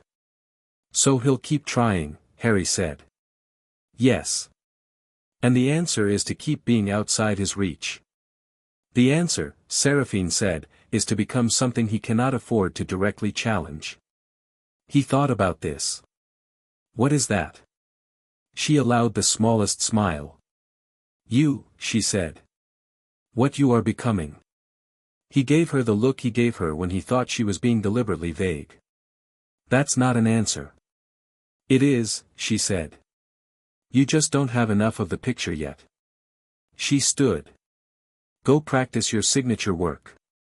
I want to see 3 distinct modulations by this afternoon. He stood, recognizing dismissal. At the door he stopped. Seraphine. She waited. I'm not going to let him use me, Harry said. Not angry. Not performing resolve. Just stating a fact with the quiet certainty of someone who has examined the matter and reached a conclusion. She looked at him. He was 9 years old and he was already, in the specific way that she had sensed across the channel 3 years ago, beginning to be what the old books described. Not there yet. But beginning. No, she said. You're not. That October, Fleur turned 11 and went to Beauxbatons. Harry had known it was coming. They discussed it, argued about it. In the specific way they argued about things which was more like two people checking each other's logic than fighting. Fleur was going to Beauxbatons because that was where Delacour children went, because her mother had gone there and her great-grandmother had gone there in a different century, because it was the right school for what she was. He understood all of this. He still stood in the courtyard on the morning she left and felt the estate become slightly different, the way a room feels different when a piece of furniture is moved, not wrong, just changed. She came and stood next to him while the carriage was being loaded. "I'll be back at Christmas," she said. "I know," he said. "You will manage the French without me." "I was managing it before you left," he said. "Barely," she said. He looked at her. She was looking at the carriage, and he studied her profile for a moment with the focused attention he gave to things he was trying to understand, the set of her chin, the slight tension around her eyes that she didn't know was there when she was controlling her expression. "You'll be all right," he said. She looked at him sharply, because it was her line, the thing she said to him. "I know that," she said, slightly more fiercely than the words required. "Right," he said. A pause. "Write to me," she said. "Your French spelling is still occasionally embarrassing." "I'll write in English out of spite," he said. "Then I'll respond in Italian," she said. "I'm learning Italian," he said. "I know. That's why it would be annoying." She looked at him for a moment with those gray-blue eyes. "Stop looking worried, it's not a good look." "I'm not worried," he said. "Good." She picked up her bag. "Because I am exceptional and Beauxbatons is not remotely prepared for me." He laughed. "No," he said. "It isn't." She went. The carriage moved off down the road and he watched it until it was gone, and then he went inside and found Apollon in the kitchen making coffee and sat down at the table without saying anything, and she made him a cup of tea without asking and they sat together in the comfortable quiet of people who didn't need to fill silence. "She'll be fine," Apollon said, eventually. "I know," Harry said. "I'm not worried about her." She looked at him over her coffee cup. "What are you worried about?" He thought about it honestly. "I think I got used to her being here," he said. "I didn't notice until she wasn't." Apollon set her cup down. She reached across the table and pushed her hand briefly over his, the same touch she'd used the day after the ceremony, and then picked up her cup again. "That," she said, "is what family does to you." He thought about it. "Yeah," he said. "I think I'm starting to understand that." The winter Fleur came home for Christmas was the winter Harry turned 9.5 and Seraphine decided he was ready for what she called the deep work. Fleur came back different in the small ways that school made people different, more formal in her posture, more confident in public spaces, with new opinions about things and an air of having tested herself and found the results satisfactory. She also came back impatient, very impatient, for things she was used to, good food, no institutional schedule, her family, and, apparently, arguing with Harry, which she did within approximately 20 minutes of arriving home. It was about history of magic. Beauxbatons taught European magical history with a depth and rigor that Harry had been taught to admire. Harry had spent 3 months reading an annotated history of magical Britain that Seraphine had given him and had developed opinions. "You can't argue that Flamel's contribution to alchemical theory was primarily structural," Fleur said, over dinner, in French. "The practical applications, I'm not arguing about the practical applications," Harry said. "I'm arguing about the framing. Beauxbatons teaches it as a French achievement, which means you're skipping about 60 years of British experimental work that Flamel was building on. That British experimental work was largely discredited, later," Harry said. "It was discredited later. At the time it was foundational. At the time, doesn't matter if the conclusions were wrong. The conclusions being wrong doesn't retroactively remove the influence," Harry said. "You can't understand Flamel's contribution without understanding what he was reacting to. Otherwise you're just," he waved his fork. "You're just getting the highlight reel. Fleur stared at him. "Lil highlight reel," she said, with the tone of someone encountering a foreign phrase in an otherwise comprehensible sentence. "The short version that makes us look good," he said, in French. She stared at him for another moment, then looked at her food. "That is a completely different argument from the one you started," she said. "It's the same argument. I'm just at the end of it. You skipped the middle. I thought you'd follow." She looked at him. "I did follow," she said, reluctantly. He looked at her, recognizing the reluctant concession for what it was, which was as close to "you might have a point" as she ever got in the first pass. Seraphine was watching them from the end of the table with the expression of someone watching something grow. Henri was watching them with the expression of someone who had expected this dinner to be peaceful. Gabrielle was ignoring them both and eating with devoted concentration, having decided that the argument was not about anything she cared about yet. The deep work started in January. Seraphine took Harry to her private study, the room with the cedar chest, the room he had never been inside, and sat him down and opened the chest and showed him the books.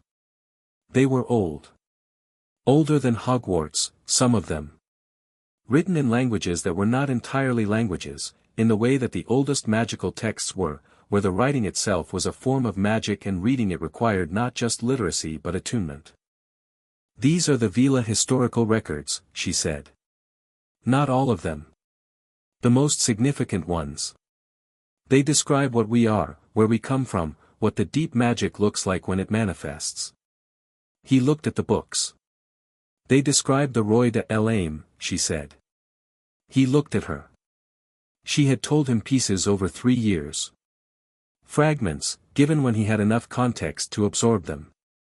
Now she sat down across from him and told him the whole story, without softening it, without making it easier. The Roi de l'Aime, the King of the Soul, was not a title or a prophecy in the conventional magical sense. It was a description of a specific magical phenomenon that had been documented 7 times in Veela historical records spanning 9 centuries.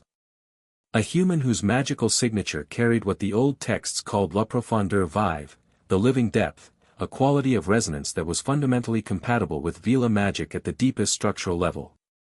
Not because they were designed to be. Because something in their particular magical nature simply was. "The old texts are romantic about it," Seraphine said. "They talk about kings and bonds and fated connections. I find that framing unhelpful." She looked at him directly. "The practical reality is this: your magic and Fleur's magic are structured in a way that makes them complementary at the most fundamental level. This is not a bond that was created. It is a resonance that exists. What you do with it, whether you do anything with it, is entirely a matter of choice. Both yours and hers." Harry thought about this for a long time. "She knows," he said. It wasn't a question. "She knows the basic version," Seraphine said. "She will learn more, at Beauxbatons, because Beauxbatons teaches Veela heritage. She is probably, at this moment, reading something that is making her think about the conversation you had in this library 3 years ago." He thought about Fleur at 8 years old, sitting across from him in the library with afternoon light on her hair, saying compatible and then looking at the window when he looked at her. He thought about the way she argued with him, the specific quality of her attention, the fact that she never softened things, and he found that more comfortable than softness. "What does it mean practically?" he said. "For the magic." "Your magic amplifies in her presence," Seraphine said. "Hers does in yours. Over time, with training, the connection can be developed into something very powerful." She paused. "It also means that whatever you are," she gestured at him, at the qualities she'd been watching develop for 3 years, "you are more so, with her near." He looked at his hands. "And if we just," he started. "If you choose not to develop it, it remains a passive resonance. You would both still be exceptionally powerful individually." She met his eyes. "I am not telling you this to pressure you toward a particular outcome. I am telling you because you are 9 years old and you have asked me, repeatedly, to tell you what you are. This is part of the answer." He sat with it. The 7 documented cases, he said. What happened to them? Variable outcomes, she said. One became the most powerful wizard in Europe for 3 generations. 2 were unremarkable, they understood the connection and chose a normal life and were perfectly happy. 1 was killed in a war before the connection was developed. 2, she paused. 2 allowed the power to develop without discipline, and it became destructive. And the 7th? The 7th is one of the reasons the old books are romantic about it, she said, and something moved briefly across her face that might have been, in a different person, called wistfulness. The 7th became something the books couldn't entirely describe. She looked at him. I believe you will be the 8th. He thought about all of this for a long time. Then, can we start the deep work now? She opened the first book. The deep work was not what Harry had expected, which was more powerful magic. It was the opposite, it was learning to be completely still. The deepest magic, Seraphine told him, on the first day, does not come from force. It comes from clarity. When you are completely clear, no fear, no anger, no noise, your magic expresses itself at its full capacity without you having to push it. I can push it quite hard already, he said. I know. That is not the point. She looked at him. Pushing magic is like shouting. It gets results in the short term. Clarity is like precision, it gets the exact result you intend, every time, at the correct scale. She paused. You destroyed 17 training dummies last year. 15, he said. 17. I counted. She folded her hands. You destroyed them because your control defaulted to force when precision felt uncertain. We are going to change that. The first month was almost entirely meditation, which Harry found excruciating and which he did with the stubborn completeness he applied to things he found difficult, because he had decided as a small child that finding something difficult was the main reason to do it. By the end of the month he could hold the stillness for 40 minutes, which Seraphine said was adequate. Adequate, he said. Don't sulk, she said. 40 minutes is adequate for the next step. The next step was doing magic from the stillness. Which turned out to be a different thing entirely from what he'd done before. The first time it happened, the first time he achieved the stillness and then reached for magic from inside it rather than pushing it outward, he sat in the middle of the east garden and the grass turned silver for 10 feet in every direction and the birds in the nearby trees went silent. He came back out of it and looked at the silver grass. What was that? He said. That, Seraphine said, from behind him, with an expression he'd only seen on her face a few times in 3 years, was your actual magic. He looked at the grass. Already returning to green at the edges. It's so much bigger, he said. Yes, she said. It is. He sat with this for a moment. Okay, he said. Let's do it again. He was 10 when Fleur came home for summer and walked into the training garden while Seraphine was putting Harry through something that Marcel, watching from a distance with a cup of tea and the expression of a man who had given up being surprised, described afterwards to Claire as, the most extraordinary thing I've ever seen outside a battlefield and honestly possibly including one. Harry was doing directed silent casting, no wand, no words, just the deep stillness and the intent, and the practice dummies were not exploding. They were disassembling. The straw lifted out of the wooden frames in perfect spirals, the wood unknotted along its grain lines, each component separated cleanly and settled gently on the ground in a pattern that was, if you looked at it from above, almost geometrical. He was doing 6 of them simultaneously. Fleur stood at the garden gate and watched. She had grown over the year, nearly as tall as Harry now, which was going to correct itself soon given the difference in how fast they were likely to grow. She'd come back from Beau's batons with a quality of controlled power that hadn't been there before, the careful discipline of a school that took magical ability seriously. She stood at the gate and watched Harry work, and the expression on her face was one she would have objected to if she'd known anyone was watching it. Harry finished. The 6 dummies sat in neat piles on the grass. He stood in the middle of them and turned around and saw her at the gate. You're early, he said. The term ended Thursday, she said. I took the early carriage. She looked at the piles of straw. That's new. I've been working on separation versus force, he said. It's harder to do it gently. Easier to blow things apart. He paused. How was the term? Excellent, she said. She came through the gate and walked across the garden and looked at the nearest pile, crouching to examine the way the straw had been separated. Your grain alignment is imprecise on the last one. I know. Seraphine said the same thing. The transition from the fourth to the fifth lost focus. I know that too. He looked at her. Did you come back to review my training notes or, I came back because it's summer, she said, standing up. She met his eyes. And because I have been reading about la profondeur vive at Beauxbatons. Our teacher showed me some of the older texts. She paused. They are very romantic. Seraphine said the same thing, he said. About the romantic part. She would. Fleur looked at him with that direct grey-blue gaze. I want to do the dual training. The texts say, I know what they say. Then you know the amplification effect could, I know, he said. He looked at her steadily. I want to do it too. A pause. We should ask Seraphine, Fleur said. She'll say yes, Harry said. How do you know? Because she's been waiting for us to both decide, he said. She never pushes. She waits. Fleur thought about it. She is very annoying, she said, which was her version of you're right. Come on, he said. She's probably already in the study. She was. The cedar chest was open on the desk. She looked up when they came in together. Ah, she said, with the infuriating serenity of someone who has been waiting patiently for the correct amount of time. Both of you.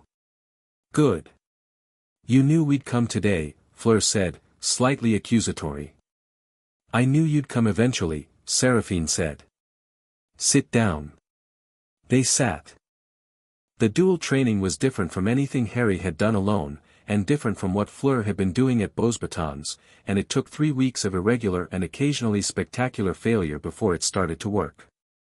The problem was that their magics, while compatible, had to learn each other. It was like tuning 2 instruments to the same key, they were already similar, but similar and harmonized were different states, and getting from one to the other required a lot of patience and a lot of sessions that ended with one or both of them slightly singed. The breakthrough happened on a Wednesday morning in August when they were both sitting in the garden and Harry had the stillness and Fleur was working on her own equivalent, a different practice. The Veela version involved a different quality of focus, and their magics touched, not deliberately but naturally, the way 2 bodies of water touch when a barrier is removed. The grass went silver again, but this time it stayed. And the color spread, not 10 feet but across the entire garden, and the flowers bloomed out of season, and the birds, the same birds who had gone quiet 8 months ago, started singing all at once. They both opened their eyes at the same moment. They looked at the garden. They looked at each other. Seraphine, from the terrace, set her coffee down. Okay, she said, mostly to herself, and in French, and with the tone of a woman adjusting her estimate significantly upward. That was, Fleur started. Yeah, Harry said. They looked at the garden again. The silver grass was fading, the flowers closing back up, the birds settling. The magic retreating back to wherever it came from, but leaving the memory of itself on the air like the sound of a note that stopped. We should do that again, Harry said. Not today, Fleur said. She sounded, for the first time in his experience of her, slightly unsteady. He looked at her. It was, she paused. It was larger than I expected. Than I expected too, he said. She looked at him, and he looked at her, and they were both slightly awed and slightly overwhelmed, and there was something else there too, something that was new and that neither of them was going to name yet because they were 10 and 12 and some things needed more time, but it was there, acknowledged by both of them in the way that people who are honest with themselves acknowledge things, quietly, completely, filed for later. Tomorrow, she said. Tomorrow, he agreed.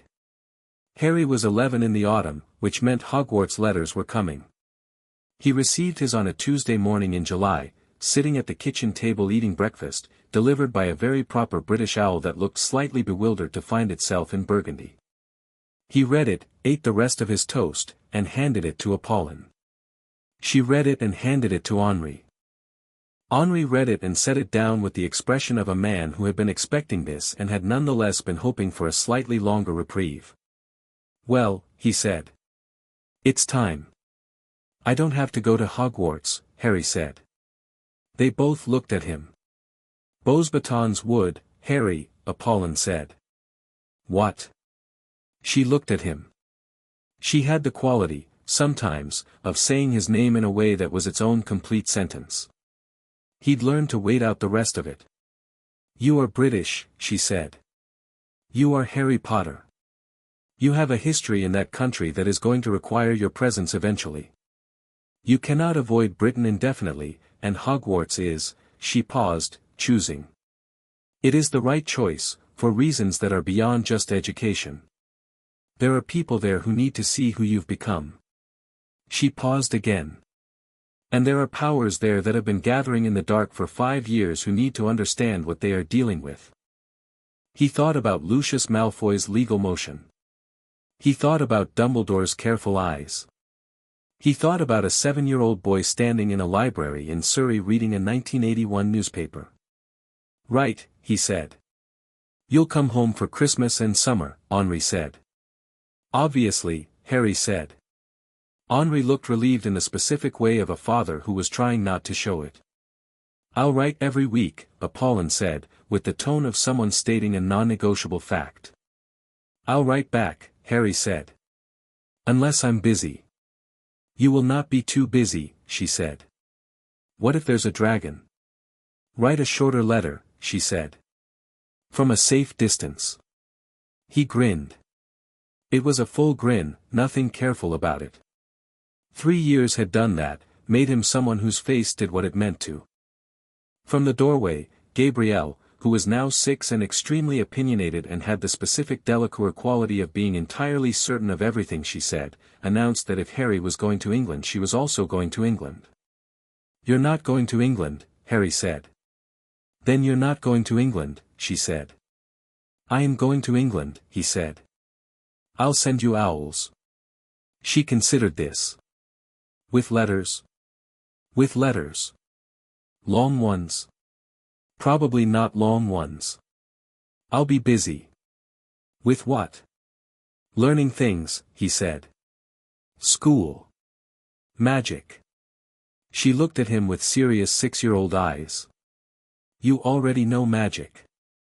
I know some magic, he said. There's more. She thought about it. Is Fleur going to England too? No. Fleur's at Beauxbatons. Then who will tell you when you're wrong? He opened his mouth. Fleur's voice came from the hallway. He will manage, she said, appearing in the doorway with her summer morning composure.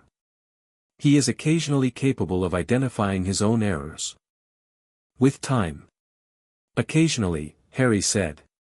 It is improving, she said, sitting down across from him and reaching for the coffee pot with the ease of someone in their own kitchen, which was what the Delacour kitchen had become for both of them. What does the letter say? He slid it across. She read it. She set it down. September 1st, she said. September 1st, he confirmed.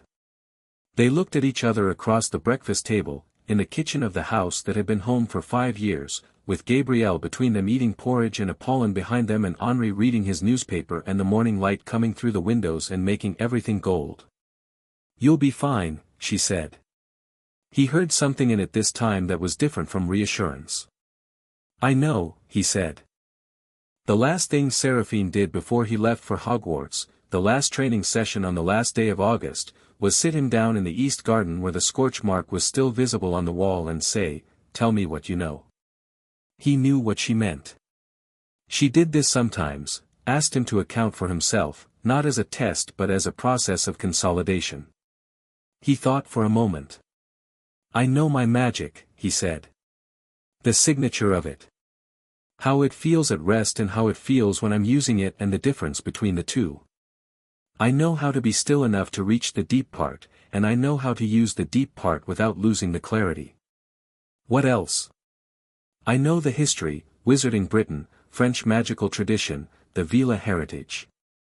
I know about Voldemort and the war and what happened to my parents and why, and I know he isn't gone. He paused. I know about the prophecy. Seraphine had told him about the prophecy 6 months ago. She had considered telling him earlier and decided he needed the deep work to be solid before he heard it, because she'd watched what prophecies did to people who received them before they were rooted in themselves. Harry had heard it and sat with it for a week and then come back to her and said, "It doesn't change anything, does it? Either I end up facing him or I don't. Knowing doesn't make the facing different." She had thought, in that moment, that the old books were going to turn out to be very seriously understating things. "What else?" she said. "I know Fleur," he said, and paused, as if the sentence needed time to settle into what it meant. "And I know what we are together, and I know that's not something to push toward but something to let develop." "And what do you know about who you are?" He looked at the scorch mark on the wall. "I know I'm not what they made me in those newspaper stories," he said. "And I'm not what the Dursleys thought I was. And I'm not entirely what the old Veela books describe, because those were written about other people." He looked at Seraphine. "I'm still working out the rest." She looked at him for a long moment. "Good," she said. "If you thought you knew all of it, I'd be worried." He stood up. He was nearly as tall as her now, which was a recent development that she had noted and said nothing about. "Thank you," he said. "For what specifically?" she said, because she was Seraphine and specificity was a value. "For coming across the channel," he said. "For all of it. For not treating it like I was a project." She looked at him. "You were never a project," she said. "You were a child sitting in the dark who the universe had the poor taste to arrange should be connected to my family." She paused. "I have no patience for things that should be done and aren't." "I know," he said. "That's what Fleur told me. The first day." She allowed the smile this time, not small, a real one. "Go pack," she said. "You leave in the morning." He went. She sat in the east garden for a while with the evening coming in, and the vines turning gold, and the scorch mark on the wall, and thought about 112 years and all the things that had changed and hadn't changed, and felt the resonance of Harry's magic as he moved through the house, packing, talking to Gabrielle, probably arguing with Fleur about something that didn't matter and mattered completely. She thought about a marketplace in Lyon and a young man with clear eyes. She thought, wait until they see him. She thought, wait until he sees himself. The evening came in. The estate settled into night. And in the morning, Harry Potter got on a train to Hogwarts. Chapter 4, Hogwarts and the Reckoning. The Hogwarts Express left King's Cross at exactly 11 o'clock, and Harry Potter was on it with a trunk that contained, among other things, 12 books not on the curriculum, a letter from Apollon that he'd already read twice, a photograph of the Delacour family in the Burgundy garden that Gabrielle had made him take under threat of not letting him leave, and the Star book, which he'd carried with him everywhere since Privet Drive. He found a compartment, put his trunk up, and sat by the window. 3 minutes later the door opened and a boy with red hair and something on his nose looked in. "Everywhere else is full," he said. "Can I sit down?" Harry said. The boy sat. He had the comfortable, slightly worn look of someone from a large family, and he looked at Harry with the frank curiosity of someone who hadn't yet learned to pretend he wasn't curious. "Ron Weasley," he said. "Harry Potter." The name landed the way it always did, the slight widening of eyes, the rapid recalibration. Ron Weasley did this and then did something Harry appreciated, which was get it under control quickly. "Right," he said. Everyone says," he stopped. "Sorry. Mom says I do that." "Do what?" "Start sentences I haven't finished thinking." "It's fine," Harry said. He looked at him directly. What does everyone say? Ron blinked at the directness. Just, that you disappeared. Nobody knew where you went. After, he gestured vaguely, which was the gesture people made when they meant Voldemort. I was in France, Harry said. France, Ron repeated. For 5 years. For 5 years. Ron thought about this. What's France like? Excellent food, Harry said. The people talk fast. The countryside is beautiful. Ron stared at him for a moment, then laughed, a genuine, unguarded laugh. You sound like a travel brochure. Someone said that to me once, Harry said. It was good advice. He looked at Ron. Tell me about Hogwarts. You've got brothers there. Ron launched into it with the relieved energy of someone who'd been given a comfortable subject, and Harry listened with genuine attention. 5 Weasley brothers before him, Fred and George still there, the castle, the houses, Quidditch, all of it delivered with the particular richness of someone who'd grown up hearing these stories as bedtime tales. Harry asked questions and got answers, and by the time they'd eaten half the sweets trolley, Ron Weasley had the specific comfortable ease of someone who had stopped being impressed and started being interested, which was exactly what Harry preferred. The compartment door opened again. A girl this time, brown-haired, with the alert eyes of a reader and the slight breathlessness of someone who had been moving quickly. Have either of you seen a toad? A boy named Neville's lost one. No toad, Harry said. Is Neville nearby? She blinked. Just down the corridor. Bring him here, Harry said. If his toad's on the train, it'll have gone somewhere warm. We can look together. She assessed him rapidly. Right, she said, and disappeared. Ron looked at Harry. That was efficient, Harry said. Ron made a face that suggested efficient wasn't the word he'd been reaching for.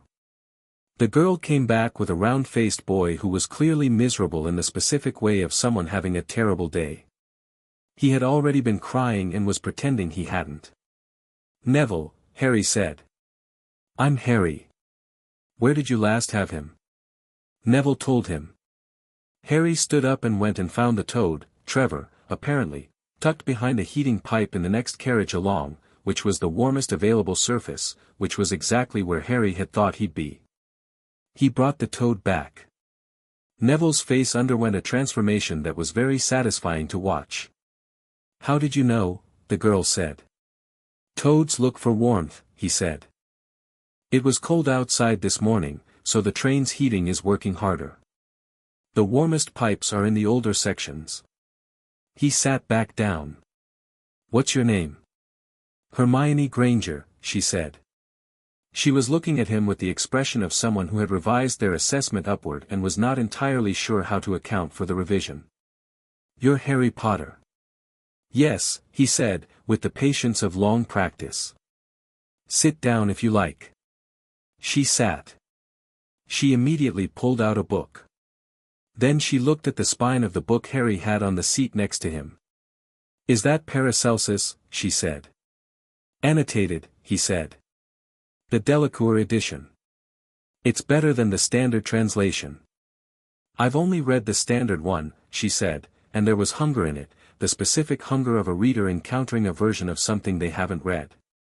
He picked it up and handed it to her. Keep it for the journey. I've read it. She looked at him, then at the book, then took it with the careful hands of someone who understood what being lent a book meant. They had a very good train journey. The Great Hall did something to Harry that he hadn't expected, which was move him. He hadn't expected it. He'd seen impressive things, the Delacour estate, the French ministry building, Beau's batons on the one occasion Apollon had taken him to drop off Fleur. He had not expected a hall full of floating candles and a ceiling that showed the real sky to hit something old and specific inside him. This was his country's magic. The bone-deep, iron-stubborn, ancient magic of Britain that he'd felt in the ley lines, that he'd grown up reading about. Standing in Hogwarts was standing inside it. He absorbed this while the other first years murmured around him, and then the sorting hat was brought out and the sorting began, and he watched with attention while names were called and houses chosen and the tables responded with the specific tribal enthusiasm of people greeting new members. "Potter, Harry." The murmur that went through the hall was audible. Harry walked to the stool, sat down, and the hat dropped over his eyes. "Well," said the hat, and he had the impression of something very old and very attentive turning its focus on him. "My. It has been some time since, yes," Harry said. "You've been trained," the hat observed, with something like surprise. "Properly trained. Not school training. Something older." "Yes." "Interesting." A pause. "You could go anywhere, you know. The ambition for Slytherin, certainly. The intelligence for Ravenclaw. The loyalty and warmth I can see underneath all that composure is very much Hufflepuff. And the courage," another pause. "The courage is the simplest thing about you." "Where do I go?" Harry said. "You're not going to argue?" "Where would you put me if I did argue?" The hat made a sound that might have been laughter. "Nowhere I haven't already considered." "A moment. You're going to change this school, you know." "Probably not intentionally." "Where do I go?" Harry said again, with the patient persistence that was his most consistent quality. "Gryffindor," the hat announced to the hall. The murmur that had accompanied his name when it was called was nothing to the sound that followed the hat's announcement. Gryffindor table erupted, the twins were doing something involving a small explosion of red sparks, and Harry walked to the table with the composed ease of someone who had been told to expect noise and had taken the advice seriously. He sat next to Ron, who had been sorted Gryffindor 5 minutes earlier and had been watching the rest of the sorting with the barely concealed anxiety of someone waiting for a specific result. "Gryffindor," Ron said, with evident relief. "Gryffindor," Harry agreed.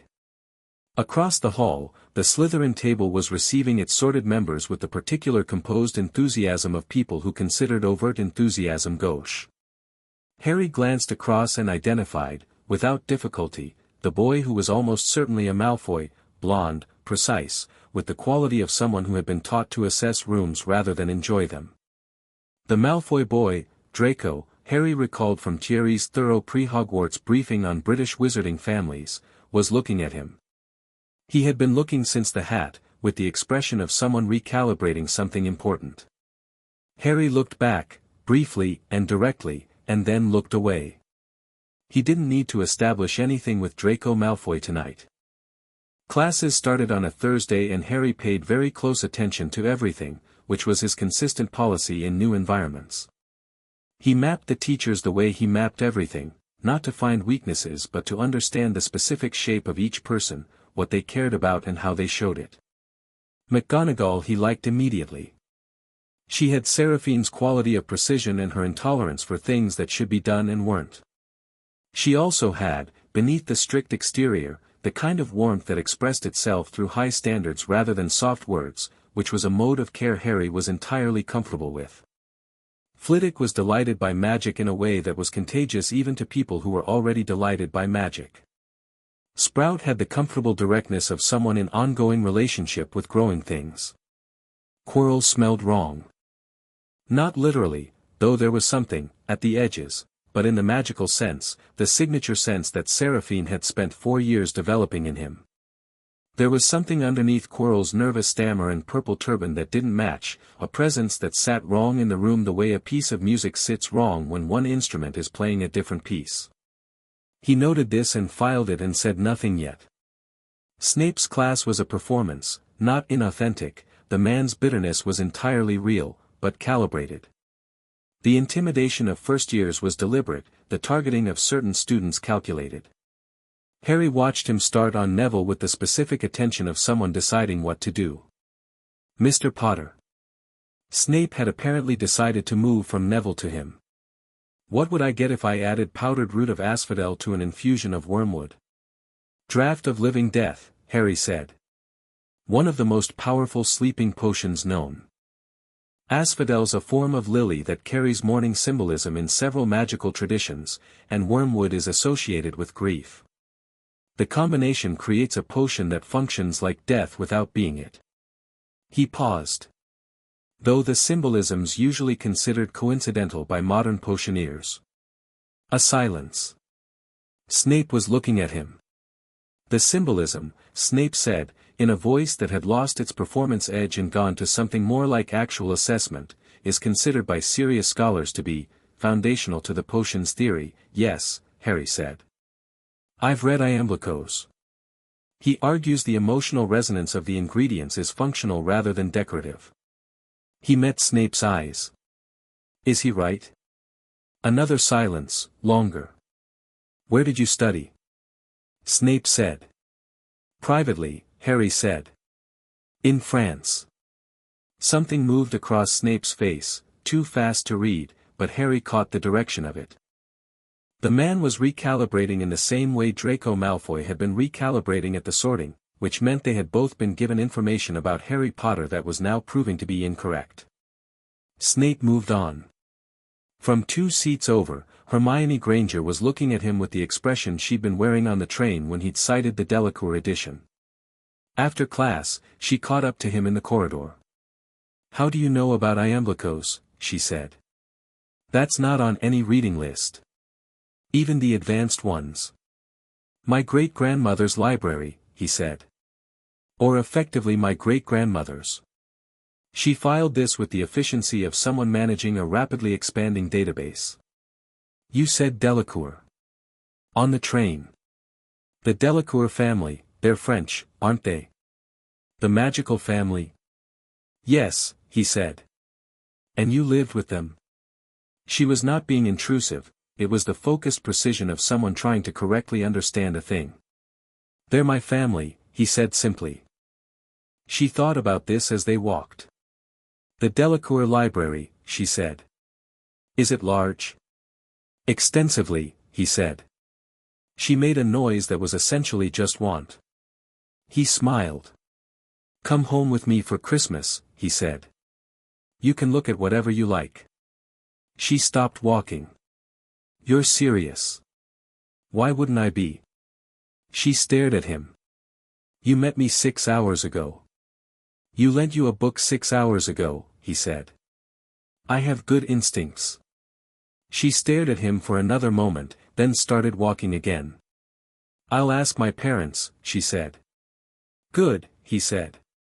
Draco Malfoy found him on a Friday afternoon, in the corridor outside the library, with 2 large boys flanking him in the way that people flank someone when they want the flanking to be noticed. Harry was alone, on his way back from returning a book. He stopped when Draco stopped in front of him, and waited. Potter, Draco said. He had the voice of someone who had practiced speaking with authority, which was different from actually having it, but he was 11 and the practice was solid. We haven't been formally introduced. Draco Malfoy. I know who you are, Harry said. Draco blinked slightly at the absence of the expected effect. The introduction was meant to land with weight, and it hadn't. My father, Draco said, moving to the next planned position, has mentioned you. I imagine he has, Harry said. He says the Delacour family are, he paused, and Harry could see him choosing from prepared options, an interesting influence on you. Your father filed a legal motion 3 years ago to have me removed from the Delacour family, Harry said. It was dismissed. Thoroughly. He looked at Draco with the direct, uncomplicated gaze of someone who has decided to be straightforward because it is the most efficient option. I don't have any interest in your father's opinions about my family. If you want to have a conversation, have one. But don't start it as a proxy for someone else. Draco stared at him. The 2 large boys, Crabbe and Goyle, presumably, looked at each other. You're very direct, Draco said. He was recalibrating again. Harry could see, underneath the cultivated Malfoy performance, something that was genuinely intelligent and genuinely uncertain, which was more interesting than the performance. It saves time, Harry said. Draco was quiet for a moment. My father, he said, slowly, without the prepared quality of before, thinks you're going to be a problem. For him, Harry said. Probably. Draco almost laughed. He caught it, but the edge of it reached his face. You're not what anyone expected, he said. People keep saying that, Harry said. I'm starting to think everyone had the wrong expectation. He moved to step around Draco. Draco didn't step aside, not blocking, just occupying the space. My father's not wrong about everything, Draco said, and there was something in it that was almost a question. The specific note of someone who has been raised in a complete worldview and has started to find small cracks in it and doesn't know yet whether to repair them or look through them. Harry looked at him for a moment. No, he said. Probably not. But the things he's wrong about are the important ones. He stepped around him. See you in class, Malfoy. He walked on down the corridor. Behind him, he heard Draco say nothing to Crabbe and Goyle, which was more interesting than if he'd said something.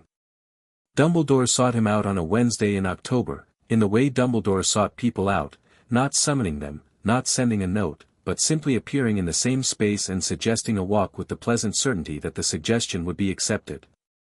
Harry walked with him through the grounds in the grey October afternoon, and waited. How are you finding Hogwarts? Dumbledore said. Good, Harry said. The teachers are mostly excellent. The curriculum is slower than I'm used to, but the practical elements are better. And your housemates? Ron Weasley is going to be a very good friend, Harry said. Hermione Granger is possibly the most focused person I've ever met, which is saying something given my family. Dumbledore's eyes crinkled. Your family. He said it with warmth and something else underneath. The Delacours, Harry said. My family. Of course, Dumbledore said. Not conceding, acknowledging. There was a difference. They walked. There's something in this castle, Harry said. A pause. Is there, Dumbledore said. Third floor, right corridor. You told us not to go there. Which is either a genuine warning or a deliberate incitement, or both. He looked at Dumbledore. There's also something wrong with Quirrell. Dumbledore walked a few steps without responding. What do you mean, wrong? He said, carefully. His magical signature is doubled, Harry said. There's something else present in the same body. Something that's been suppressed, weakened, but not gone. He paused. I think you know what it is. A longer pause this time. You can sense that, Dumbledore said. I've been doing signature work since I was 8, Harry said. Seraphine is very thorough. Dumbledore looked at him. There was genuine respect in it, and also genuine unease, the unease of a man whose carefully constructed plan has a new variable that knows more than it should. Harry, you put it here, Harry said. Not accusing. Just observing. Whatever's on the third floor. It's a trap. You put something valuable in a castle full of children and made it just difficult enough to reach that someone determined would get there. He looked at Dumbledore directly. You're fishing. You want to see who bites. Dumbledore was very quiet. Yes, he said, finally. The Philosopher's Stone, Harry said. Or something like it. Something Voldemort, or what's left of Voldemort, inside Quirrell, would want badly enough to move for. Another long silence, longer than the others. You are 11 years old, Dumbledore said, with something that wasn't quite wonder and wasn't quite alarm but was somewhere in between. I know, Harry said. What would you like to do about Quirrell? Dumbledore stopped walking. He turned and looked at Harry with those very blue eyes, and Harry looked back with the steady, unhurried gaze of someone who has spent 4 years in the deep work and is very difficult to read when he doesn't want to be read. Nothing, Dumbledore said, yet. If we move too early, he retreats. If he attempts to reach the stone, the protections will. There are children in this castle, Harry said. Yes, Dumbledore said. There are. Which is why the stone is very well protected. Is it well enough? Dumbledore looked at him. It was, he said, with the first entirely unguarded honesty Harry had heard from him. It may need to be reconsidered. Tell me what's down there, Harry said. Not to interfere. To know. A pause. Why? Because, Harry said, with the simple logic of a person who had thought this through completely, if something goes wrong, it is better if at least one person in this castle besides you knows the whole picture. Dumbledore looked at him for a very long moment. Then he sat down on a stone bench by the lake and told him. The days shortened and the castle became its winter version, colder corridors, fires in the common room, Quidditch practices in the rain that Harry attended with the comprehensive waterproofing charm Apollon had insisted on teaching him. He played Seeker.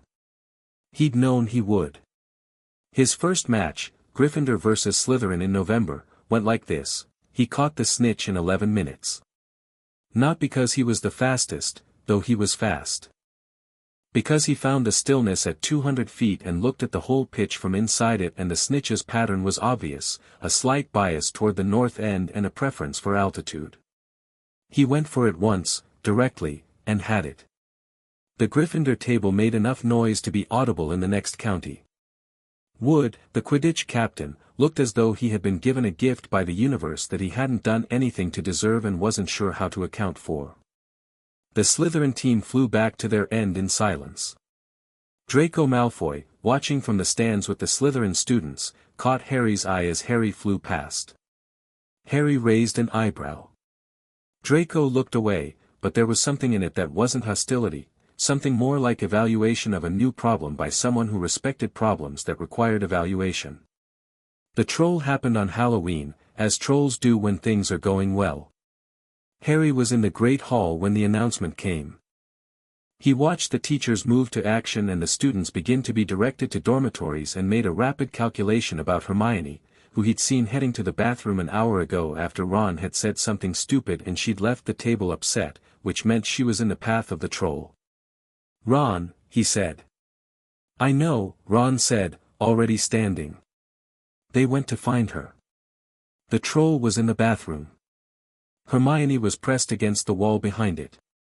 The troll was 8 feet tall and smelled terrible and had the particular destructive enthusiasm of something that large operating in a room that small. Harry looked at it. He looked at the troll's joints, its movement pattern, the way its weight distributed. He'd trained against practice obstacles larger than this. The troll was physically formidable and magically null, which was the relevant information. "Hermione," he said, in the same tone he might have said good morning. "Step left. Now." She stepped left. Harry used the simplest force application in his toolkit, not the deep magic, not the complex directional casting, just a clean push, precisely shaped, aimed at the troll's center of gravity at the precise angle required to take its balance away from its legs. The troll went sideways into the far wall with the specific speed of something that wasn't expecting physics to disagree with it, and the wall lost. The troll was unconscious before the dust settled. Ron was staring at it. "What?" he said. "Magic," Harry said. "Same as your Wingardium Leviosa thing with its club, essentially, but more direct." Ron looked at the unconscious troll. He looked at Harry. "You aimed it at the wall. The wall's stone. It can take the hit." He looked at Hermione. "Are you all right?" She was very pale and shaking slightly. "Yes," she said. "Then, how did you know to step left?" "The troll's weight was shifting right," he said. "It was about to swing the club backhand." "I didn't see that," she said. "You weren't looking for it," he said. "You're all right. That's what matters." The teachers arrived 30 seconds later, found a destroyed bathroom, an unconscious troll, and 3 first years, 2 of whom looked startled and 1 of whom looked like he had just completed a task to his satisfaction. McGonagall looked at the troll. She looked at Harry. "Potter," she said. "Explain." He explained, briefly and accurately. She listened with the expression of a woman who was discovering she needed to update her model of what 11-year-olds were capable of. 10 points to Gryffindor, she said. Each. She paused. For helping a classmate and dealing with the situation quickly. Another pause, shorter. Don't do it again. Of course not, Harry said pleasantly. She looked at him, and he had the sense that she was deciding something. My office, she said. Tomorrow morning. 8 o'clock. He went at 8 o'clock, and she sat him down and looked at him over her desk and said, in the direct way she had, "You are not an ordinary first year." "No," he said. "Who trained you?" "Seraphine Delacour." A pause. "I see," McGonagall said, with the tone of someone for whom this explains several things simultaneously. "And Dumbledore is aware?" "Yes." She looked at him. "What do you need from this school, Harry?" He thought about it honestly. "The practical training," he said. "Working with other people, getting the variety of approaches. And the theoretical foundations. My training was deep in some areas and not in others. Seraphine's approach is specific." He paused. "And I want to know Britain. Understand it. This is my country." She looked at him for a long moment. "What I am going to say next," she said, "does not leave this office." She waited for his nod. "If you need advanced material, books, practice access, instruction, come to me. Within reason. Within the curriculum's scope." She paused. "Hogwarts is not in the habit of being outpaced by its students." He looked at her with genuine warmth. "Thank you, Professor." "Don't thank me," she said. "Learn something." She stood. "Get to class." The letter from Apollon arrived in November with a Delacour owl that was considerably more elegant than the regular Hogwarts post and got several looks from the other Gryffindors. He read it in his dorm while Ron watched with the incurious curiosity he brought to most of Harry's life, which was one of his most endearing qualities, interested but not invasive. Apollon wrote in French, because she always did, and the letter was long. Gabrielle had started magical training and had already demonstrated the specific Delacour quality of expecting magic to cooperate with her rather than the other way around. Henri had been promoted at the ministry and was traveling more, which he pretended to mind and she pretended to believe he minded. And then, Grandmere says Quirrell. She doesn't say how she knows. She says you should be careful not to confuse being powerful with being protected from things that are desperate. Desperate things do not respect power. They go around it. He read that paragraph twice. Then he wrote back in French and said, "Tell her I know. Tell her I'm watching." He paused, then added, "Tell Gabrielle her owl technique is still appalling and she needs to hold her arm steadier."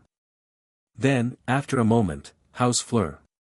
Apollon's response to the last question came back a week later in a postscript. "Fleur says to tell you that your French spelling in the letter she received this week was almost entirely correct, which she considers a personal achievement.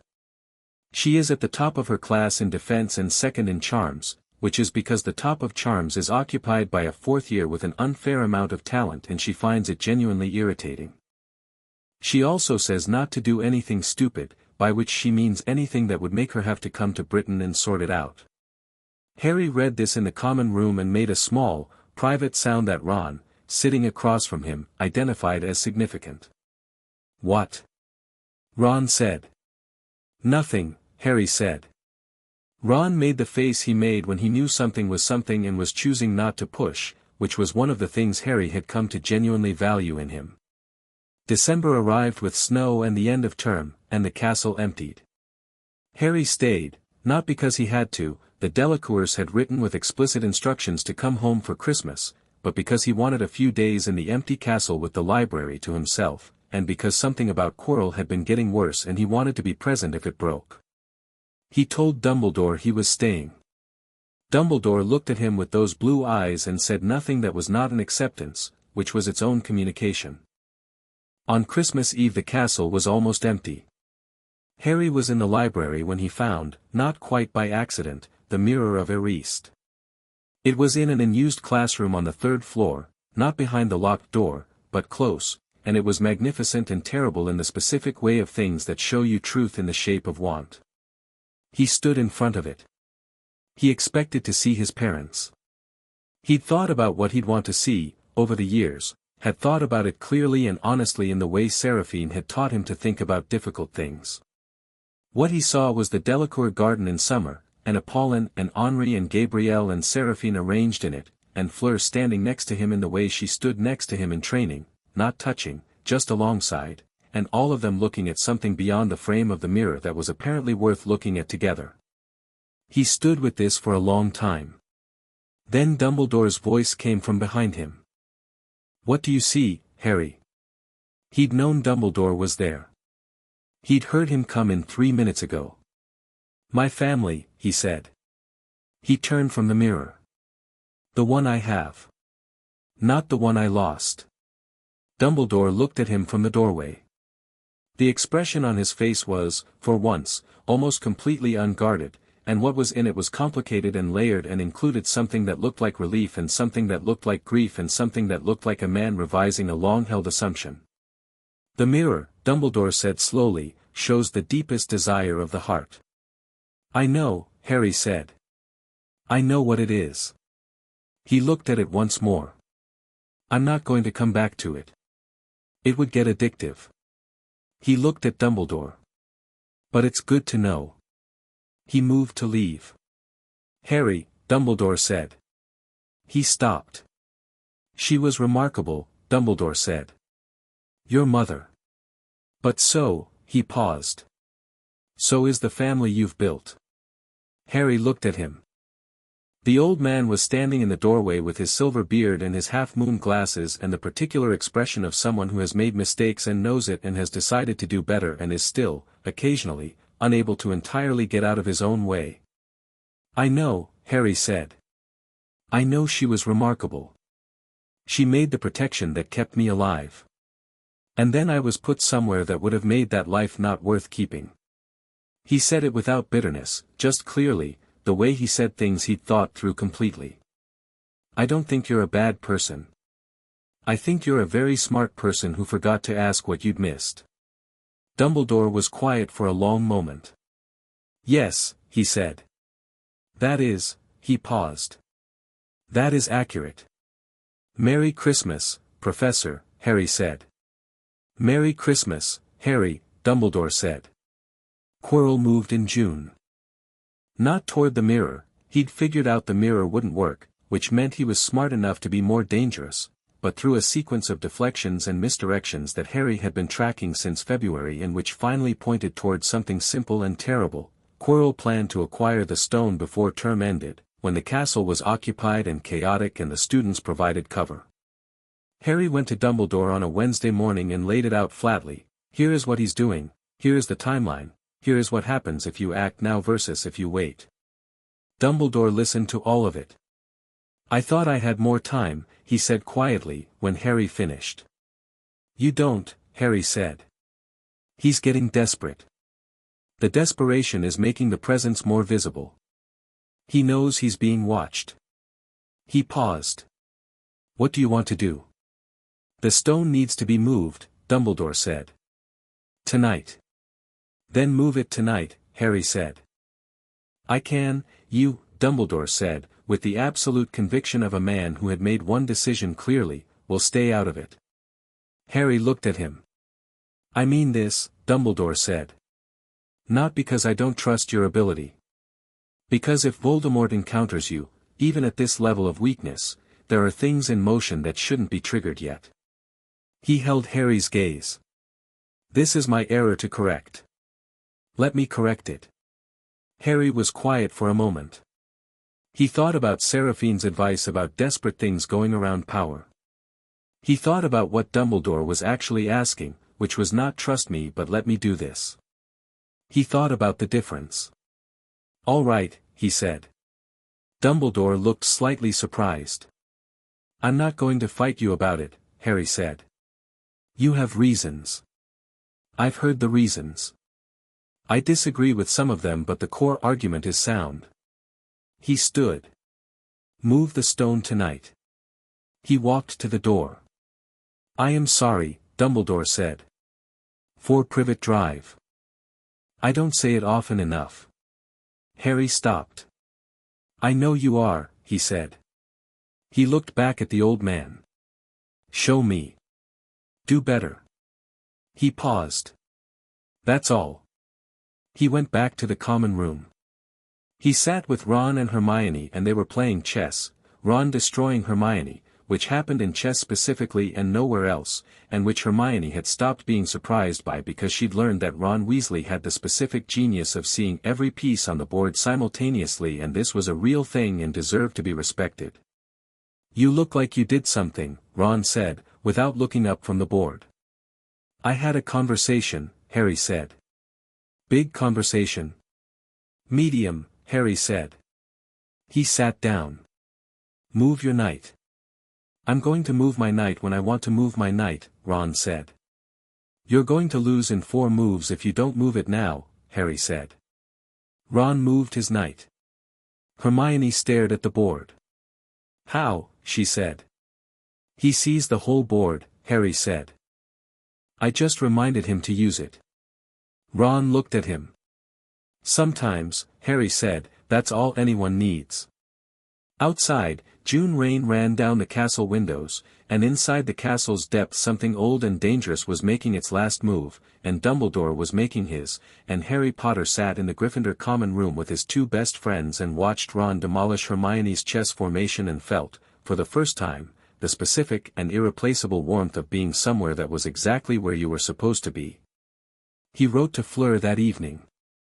1 line, in French, with completely correct spelling. Still not doing anything stupid. You don't have to come to Britain.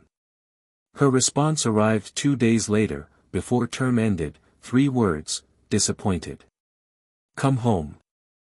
He packed for France with the focused efficiency of someone who had somewhere to be, and boarded the Hogwarts Express with Ron on one side and Hermione on the other and the star book in his jacket pocket and the particular feeling of a first year completed in the specific way that the beginning of something real feels like it's completing. Not ending, completing, which was different, which was the difference between a full stop and a breath. The train moved. Britain moved past the windows, green and grey and his. He was going home. Chapter 5, The Triwizard Gambit. The summer Harry turned 14 was the summer Fleur stopped being someone he argued with and started being someone he couldn't stop thinking about, which he found deeply inconvenient and which she seemed to find equally inconvenient, and which neither of them mentioned because they had both been raised by people who valued precision and they were not yet precise enough about it to say anything useful. It started, as most things between them started, with training. They were in the East Garden on a Tuesday morning in July, and they had been working dual casting for 3 years now with a consistency that had moved from spectacular failure to controlled brilliance, and the problem, if it was a problem, was that the controlled brilliance had started to have a quality that Seraphine had mentioned once, very briefly, and then said nothing more about, which meant she was watching and waiting, which meant something was developing. Harry was doing a complex directional working, multiple simultaneous applications with different qualities, force, heat, resonance, and he was doing it well. He could feel the precision of it, the deep stillness underneath holding everything in its correct place. Then Fleur stepped in alongside him, not touching, just present in the way she was present during dual work, and the quality of everything shifted. Not bigger, exactly. Clearer. Like the difference between a window that's been cleaned and one that's been replaced entirely with open air. He held it for 20 seconds longer than he should have been able to. When he released it, the grass had gone silver and the fruit on the nearby plum tree had ripened 2 weeks early. He turned to look at Fleur. She was already looking at him, and she looked away when he turned, which was information because Fleur did not look away from things. Your separation technique has improved, she said, to the middle distance. Thank you, he said. Your proximity effect is stronger than last summer. Beauxbatons has been focusing on resonance work, she said. It was a productive year. Good, he said. A pause. The plums are ripe, she said. Yes, he said. They both looked at the plum tree. I'm going to go read, she said. All right, he said. She went. He stood in the garden for another few minutes and thought about the specific quality of the stillness when she was next to him, and then he went to find Seraphine. Seraphine was in her study. She looked up when he came in, and said nothing, which was how he knew she'd been watching from the terrace. Don't, he said. I haven't said anything, she said. You were going to say something, he said. I was going to offer you coffee, she said, with great serenity. He sat down across from her. The connection is getting more, yes, she said. The text said it would. He looked at her. They also said it becomes difficult to manage if it's not, he paused. If the people involved don't, yes, she said again. They do say that. He looked at the cedar chest. She's 16, he said. I'm 14. I'm aware of your ages, Seraphine said, mildly. I'm not, he stopped. Started again. I'm not going to say anything to her until I know what I'm saying. Seraphine looked at him. That, she said, is the most sensible thing you've said this morning. I've only been here 4 minutes, he said. Yes, she said. It is a low bar. You cleared it. She picked up her coffee. The connection will wait, Harry. It has been developing for 8 years. It does not require management right now. It requires, she considered, space. Which you're both giving it. She paused. What you should focus on right now is the Triwizard Tournament. He looked at her sharply. It's been announced, he said. Officially, at the end of August, she said. But the French ministry received notice in June. Beaux Batons will be sending a delegation. She looked at him. Fleur will enter. He thought about this. She's exceptional enough, he said, not as flattery, just as assessment. She is, Seraphine agreed. And the tournament is dangerous. Genuinely dangerous, more than the ministry will admit in their official communications. She met his eyes. I also have reason to believe, from certain contacts, that this year's tournament has variables that are not part of the official design. Voldemort, he said. Adjacent to him, she said. His followers. Specifically, someone operating inside the event structure. She paused. I don't have enough information yet. I'm telling you what I know. You want me to be watchful, he said. I want you to be prepared, she corrected. Watchful implies passive. Prepared implies ready to act. She looked at him steadily. And Harry, this time, if something happens, you don't defer to Dumbledore's timeline. He thought about the corridor outside Dumbledore's office in June of first year. He thought about the stone, and Quirrell's subsequent disappearance, and the quiet way Dumbledore had resolved that situation without full explanation. The tournament is at Hogwarts, he said. I'll be there anyway. Yes, Seraphine said. You will. He thought about Fleur, in the garden, not quite looking at him. She'll be all right, he said, and wasn't sure if he was telling Seraphine or himself. She is exceptionally capable, Seraphine said. She is also, for reasons we've been politely not discussing, going to be operating in a context where her focus is not entirely on the tournament. He looked at her. You are also going to be there, Seraphine said, with the patient precision of someone stating the obvious for the benefit of someone who is choosing not to see it. In the same castle. 4 months. I'm aware of the geography, he said. Good, she said. Coffee? Beaux Batons arrived on a Thursday in October. Harry was in the courtyard with Ron when the carriage came in, the vast powder blue carriage, drawn by the Palomino horses that were each the size of a small building, and it moved down from the sky with the particular elegance of something designed to make an impression. Blimey, Ron said. They're French, Harry said. They don't do understatement. The carriage landed. The door opened. Madame Maxime descended first, which prepared the watching crowd for scale if not for everything else.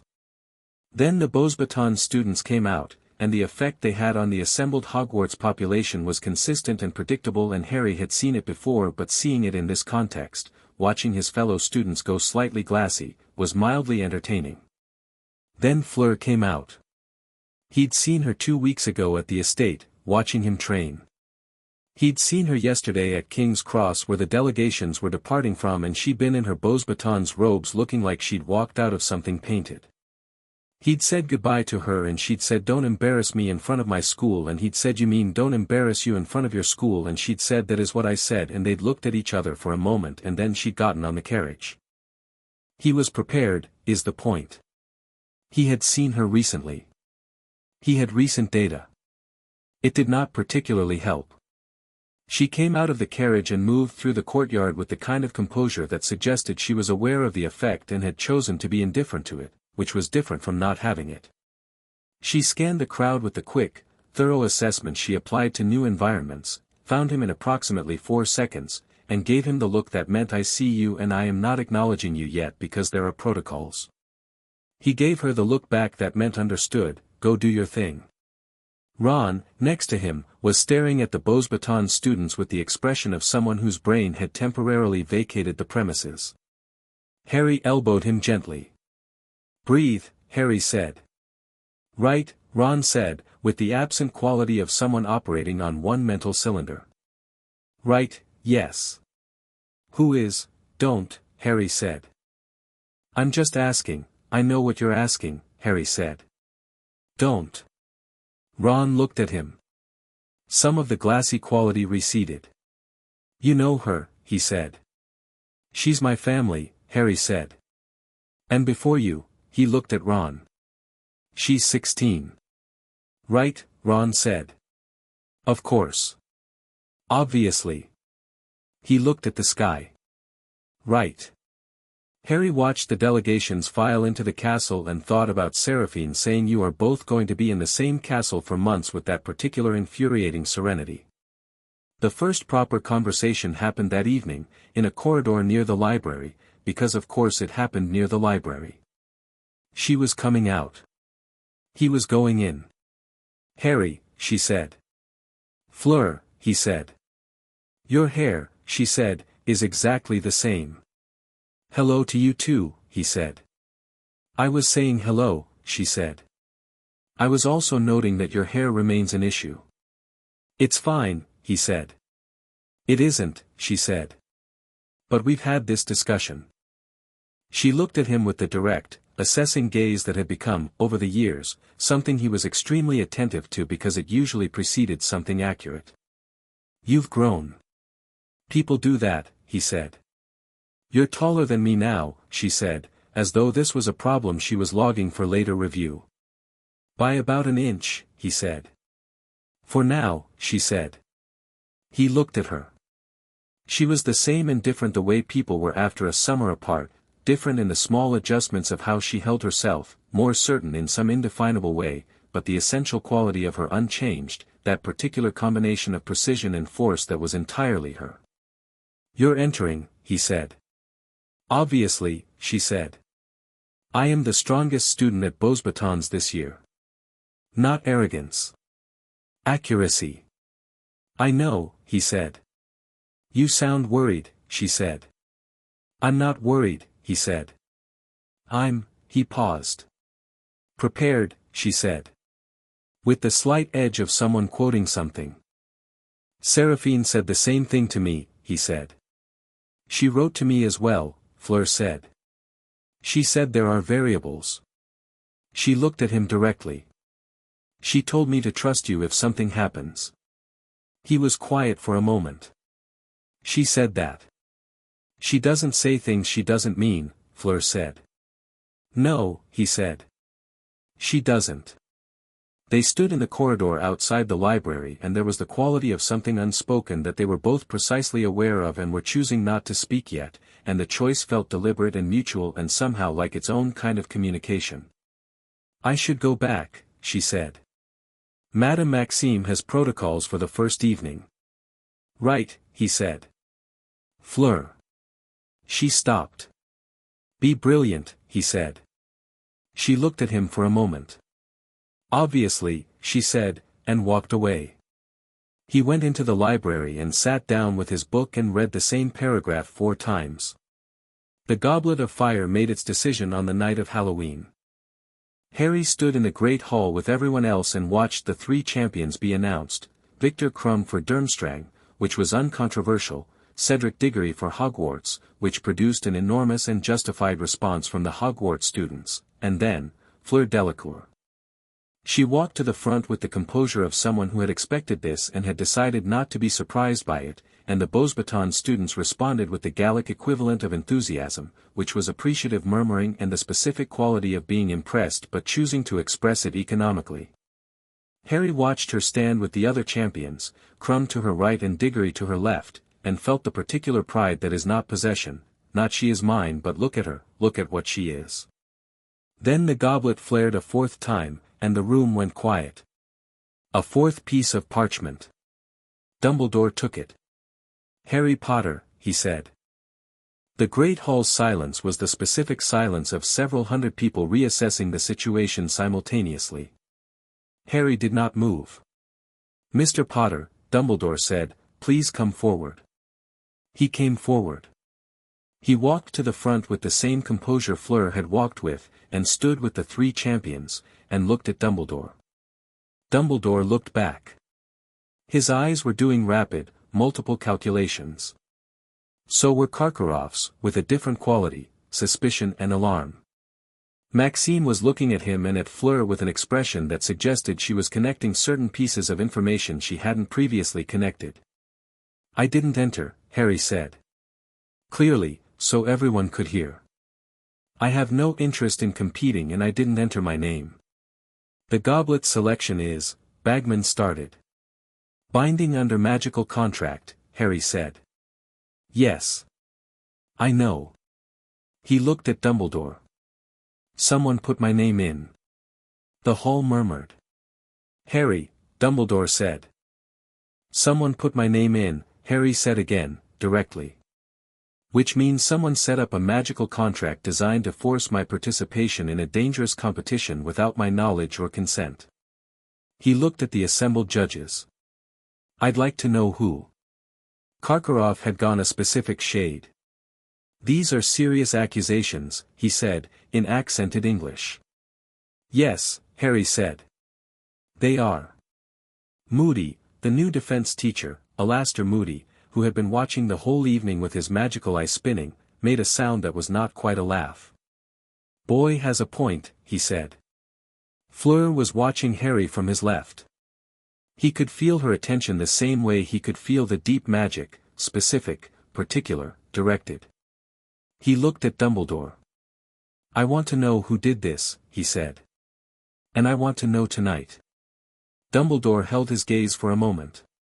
So do I, Dumbledore said. And his voice was, for once, entirely without the layered calculations. Just the truth of what he'd said. Then we should start finding out, Harry said. The meeting that followed, in Dumbledore's office, late, with the judges and an increasingly nervous ministry official named Crouch, was not the most productive meeting Harry had ever participated in, mostly because several of the participants were withholding information that would have made it significantly shorter. He watched Moody in particular. There was something. Moody was performing Moody, the gruffness, the paranoia, the veteran of too many wars quality. It was good. It was very good. But it was, in the precise technical sense, a performance. The magical signature didn't match the reputation. He'd read about Alastor Moody in Seraphine's library, had heard Seraphine speak about him with the respect she reserved for people who had genuinely earned it, and what was in this room was not quite right. Not quarrel wrong. Subtler. Layered underneath with the precision of someone who had practiced. He filed this. He said nothing in the meeting that wasn't accurate and said nothing more than the meeting required, and left with the information he'd gathered and went directly to find Dumbledore alone. Dumbledore was in his office when Harry knocked and entered. The Moody in your school, Harry said, without preamble, is not Alastor Moody. Dumbledore went completely still. Explain, he said. Harry explained, precisely. The signature mismatch, the specific quality of the performance, the way it overlaid something underneath that was being carefully masked. He told Dumbledore what he'd sensed and how, and waited. Dumbledore listened. Then he closed his eyes briefly. Then opened them. You sensed this tonight, he said. First proper look at him, Harry said. I've been at this castle 6 hours. Alastor was supposed to, Dumbledore stopped. He was supposed to arrive 2 weeks ago. He looked at Harry. If he is not Alastor, then the real Alastor is somewhere, Harry said. And whoever this is connected to Voldemort. He paused. And they put my name in the goblet. To get you into the tournament, Dumbledore said. To use the tournament to, the third task, Harry said. It's 3 tasks. Enough time to set something up. Whatever they want from me, they want it at the end, with a mechanism that delivers me somewhere specific. He looked at Dumbledore. What's the final task? A maze, Dumbledore said. The Triwizard Cup at the center. A portkey, Harry said. Dumbledore was quiet. The cup, Harry said. It will be turned into a portkey. Whoever reaches it first gets transported to, wherever they want. Somewhere Voldemort is waiting. He looked at the old man. You didn't see this. No, Dumbledore said, quietly. I did not. Because you didn't know who Moody was, Harry said. You trusted the real one and got the fake. He paused. That's not a failure of intelligence. That's a very specific and well-executed infiltration. He paused. Move carefully. If he knows we know, he changes the plan. You're suggesting we let this play out, Dumbledore said. I'm suggesting we control how it plays out, Harry said. There's a difference. Dumbledore looked at him for a long moment. What do you need? Dumbledore said. For now, Harry said, just tell me the real Alastor is being found. I'll send people tonight, Dumbledore said. Good, Harry said. And Professor, he paused. When this is done, we're going to need to have a conversation about how many times a plan involving me has been made without me. Dumbledore had the grace to hold his gaze without deflecting. Yes, he said. I believe we will. The first task was dragons. Harry found this out the same way Hermione found it out, which was research, not the specific tip from Hagrid that the official records would later suggest had been the main source of pre-task intelligence. He'd spent 2 evenings in the library with Hermione, going through every Triwizard record they had, working out what the first task historically involved, cross-referencing it with the delivery logistics observed for arriving cargo in the past week. Dragons, Hermione said, looking at her notes with the expression of someone who has reached a conclusion they would prefer not to have reached. 4 of them, Harry said. 1 per champion. How do you know it's 4? The cargo movement, he said. 4 separate secured deliveries.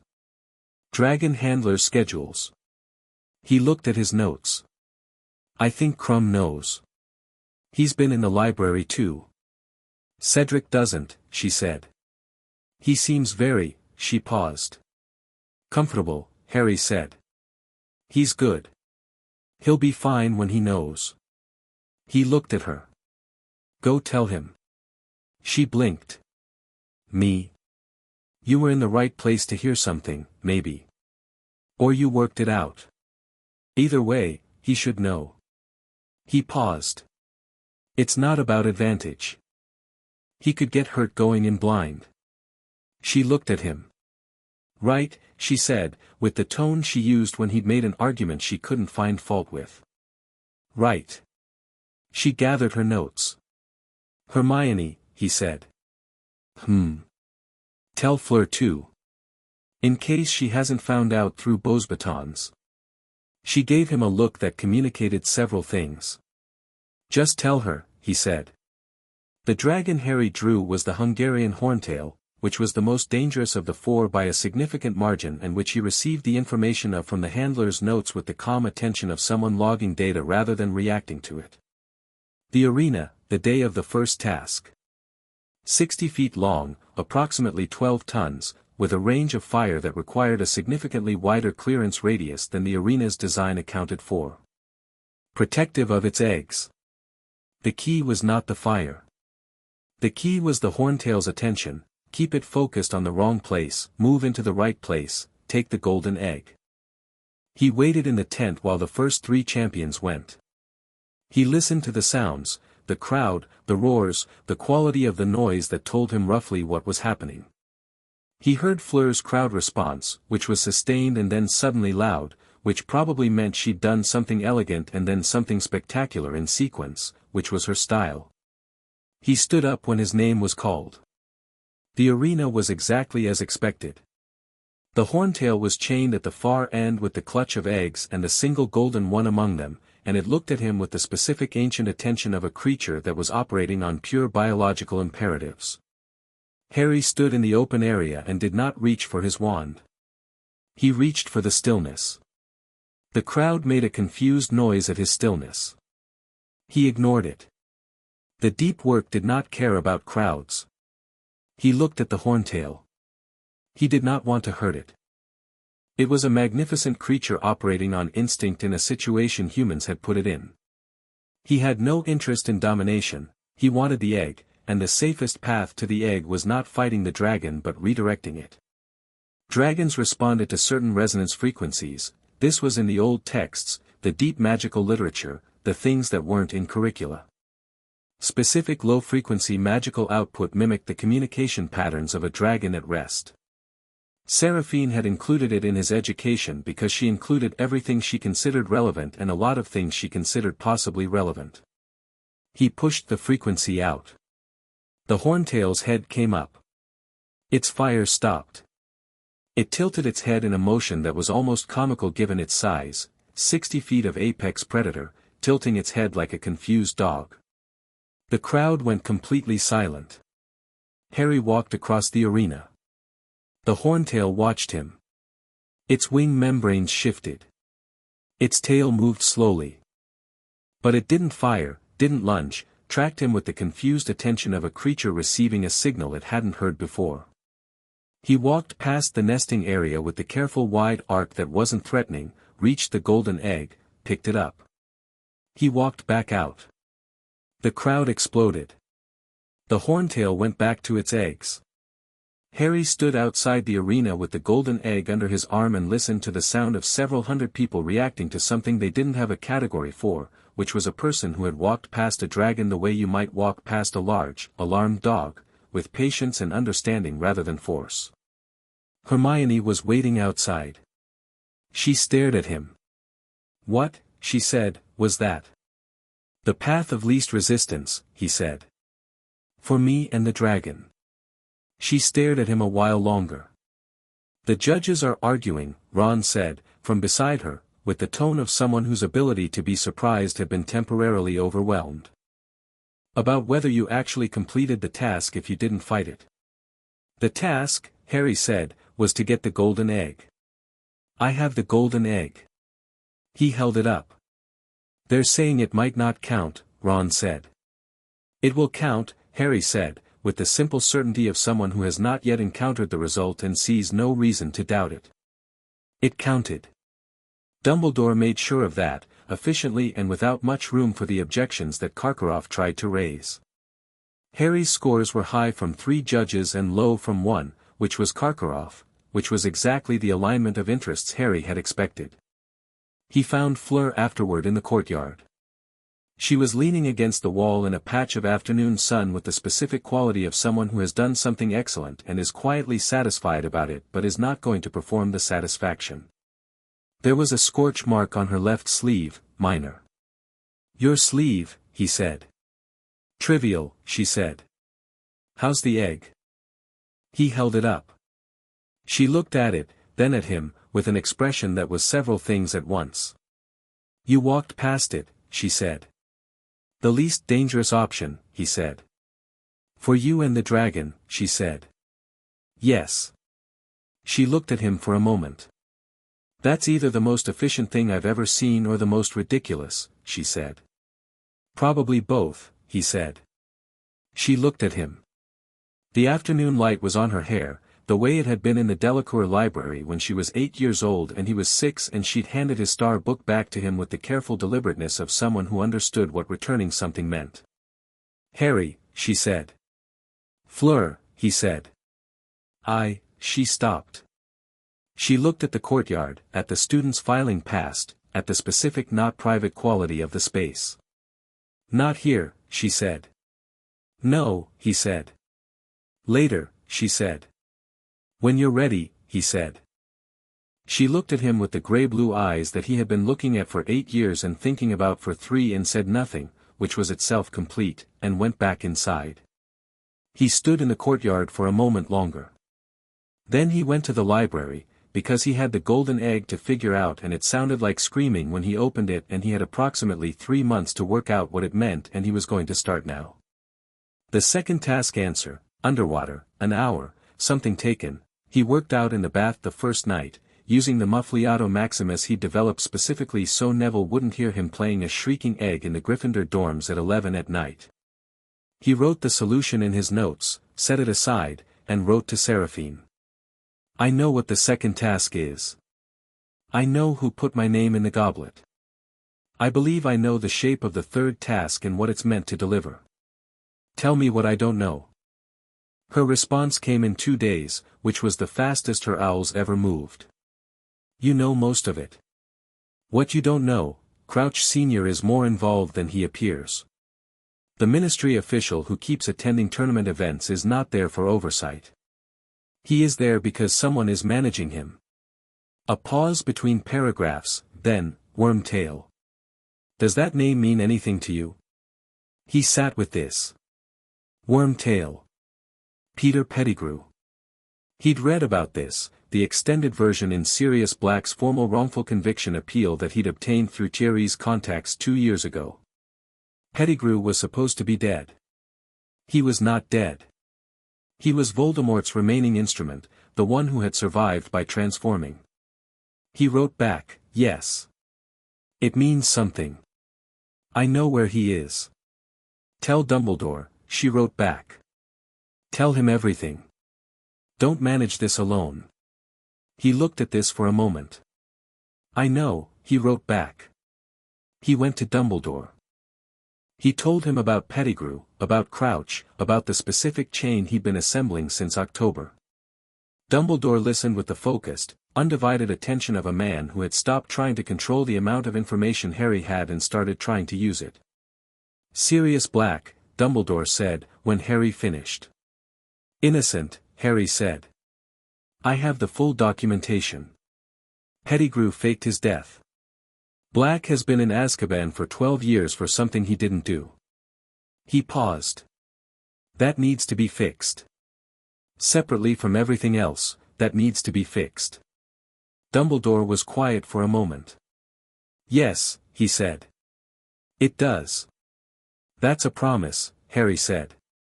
That is a promise, Dumbledore said, with the specific weight of a man who is not going to forget he made it. The second task went like this. Something taken, Ron, in Harry's case.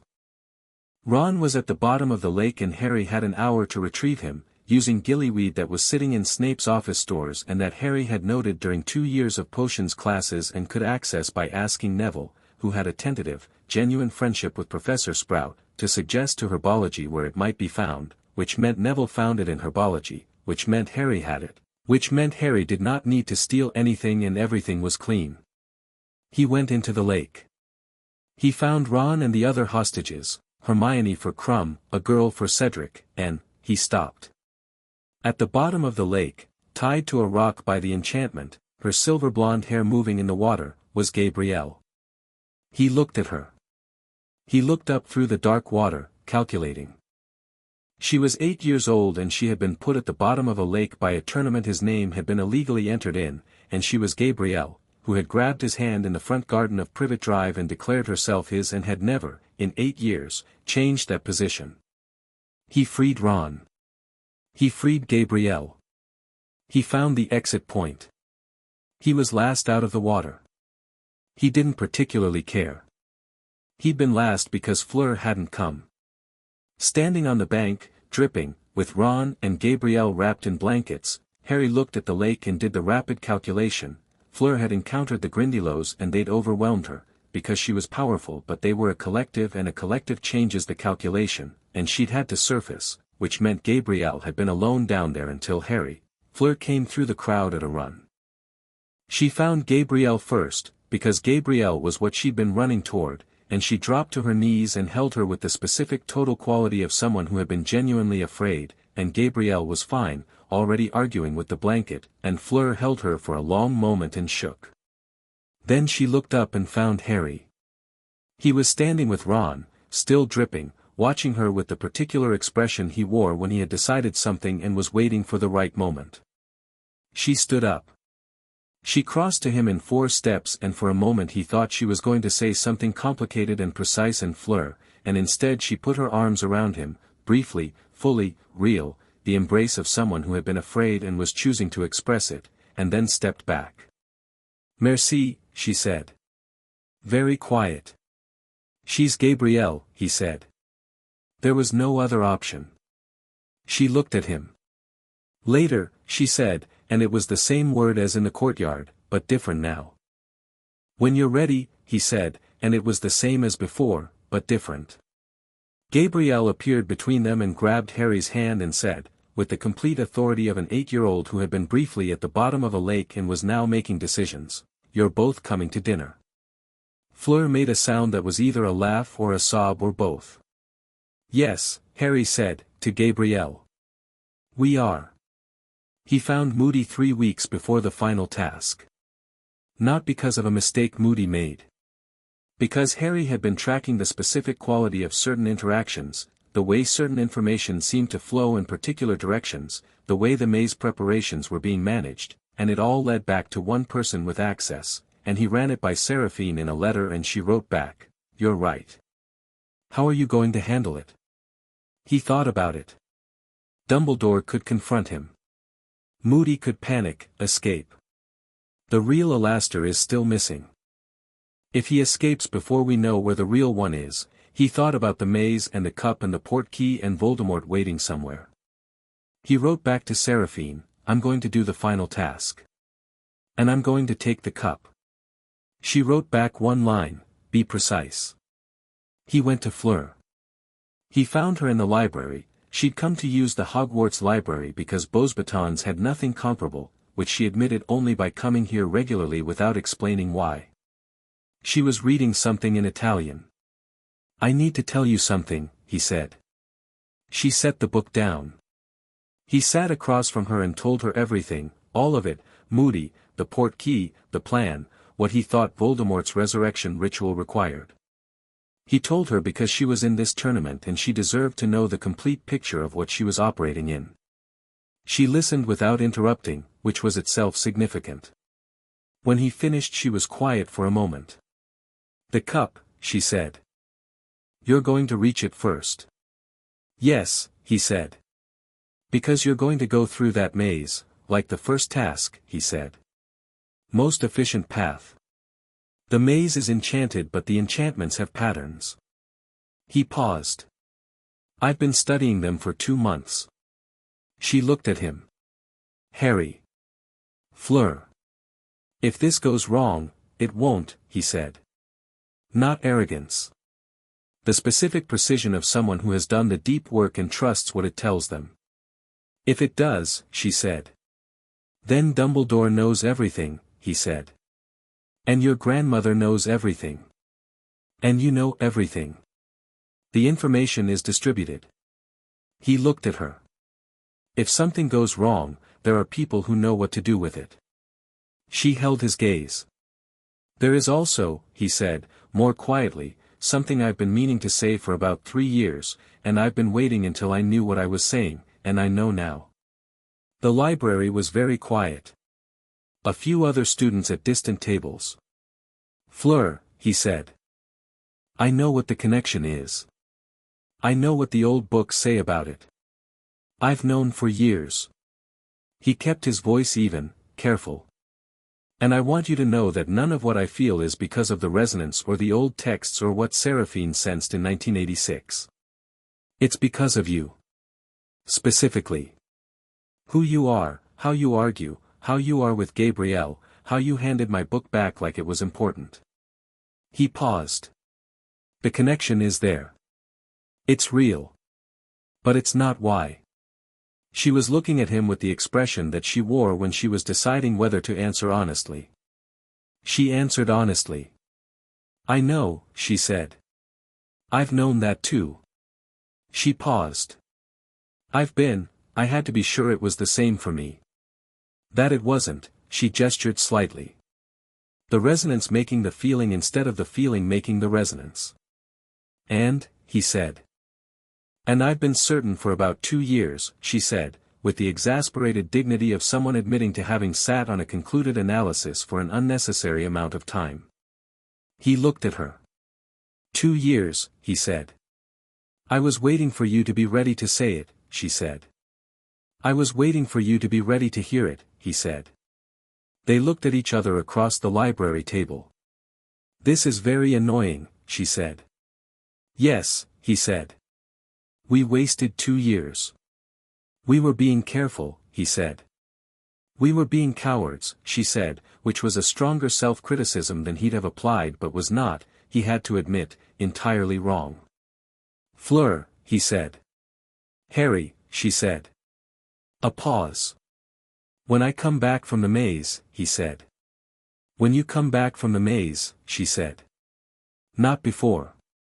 I'm not going to spend the final task, she gestured. Distracted, he said. Yes, she said. Neither of us. She looked at him.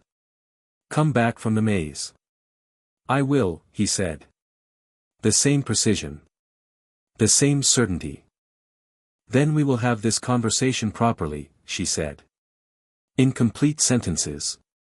With evidence. She picked up her book. Go prepare for your task. He stood up. He was at the door of the library when she said, Harry.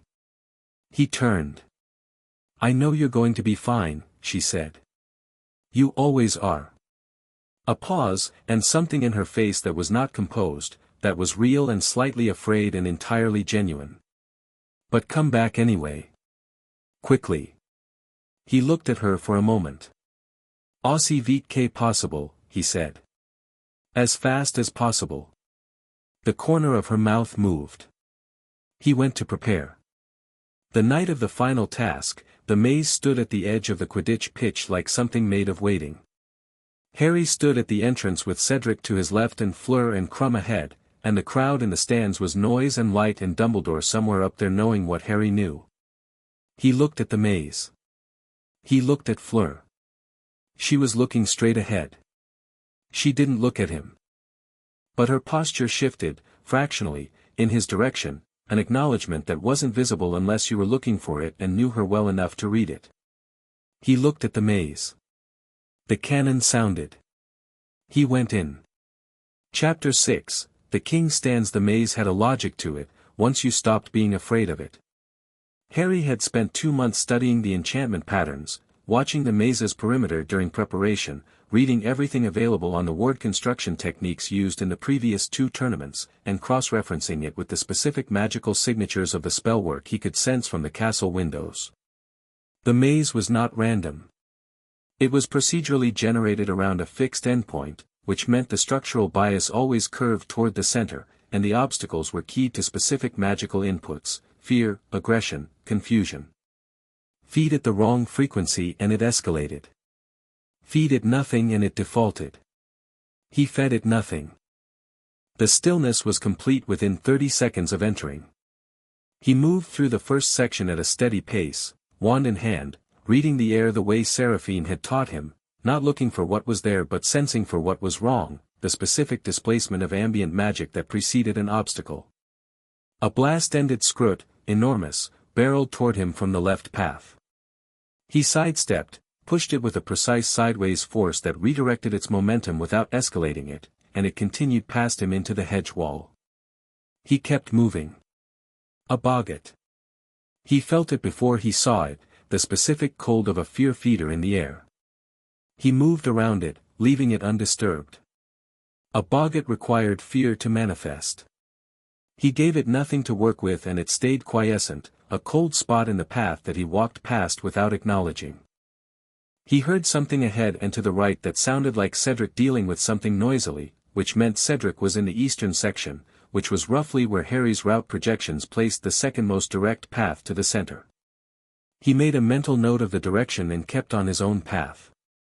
The maze was beautiful in a specific, slightly terrible way, the hedges 30 feet high and absolute in the dark, the magical light that suffused everything with the blue-white quality of something lit from inside, the silence underneath the occasional sounds of obstacles and distant competition. It had the quality of deep spaces, the inside of a mountain, the bottom of a lake, the compression of the world to the immediate and the present. He moved through it with the focus that Seraphine had spent 4 years building, the focus that wasn't effort but attention, and in 11 minutes he reached the center.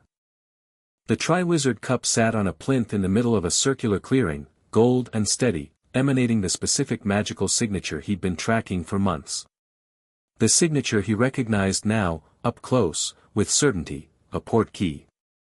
Layered over and around and through the legitimate tournament enchantments, so carefully woven that someone without his particular sensitivity would have taken it for part of the original construction. He stood at the edge of the clearing and looked at it. He did not touch it. He looked at the cup for a long moment, thinking about what Dumbledore knew and what they'd agreed and what he'd told Fleur in the library.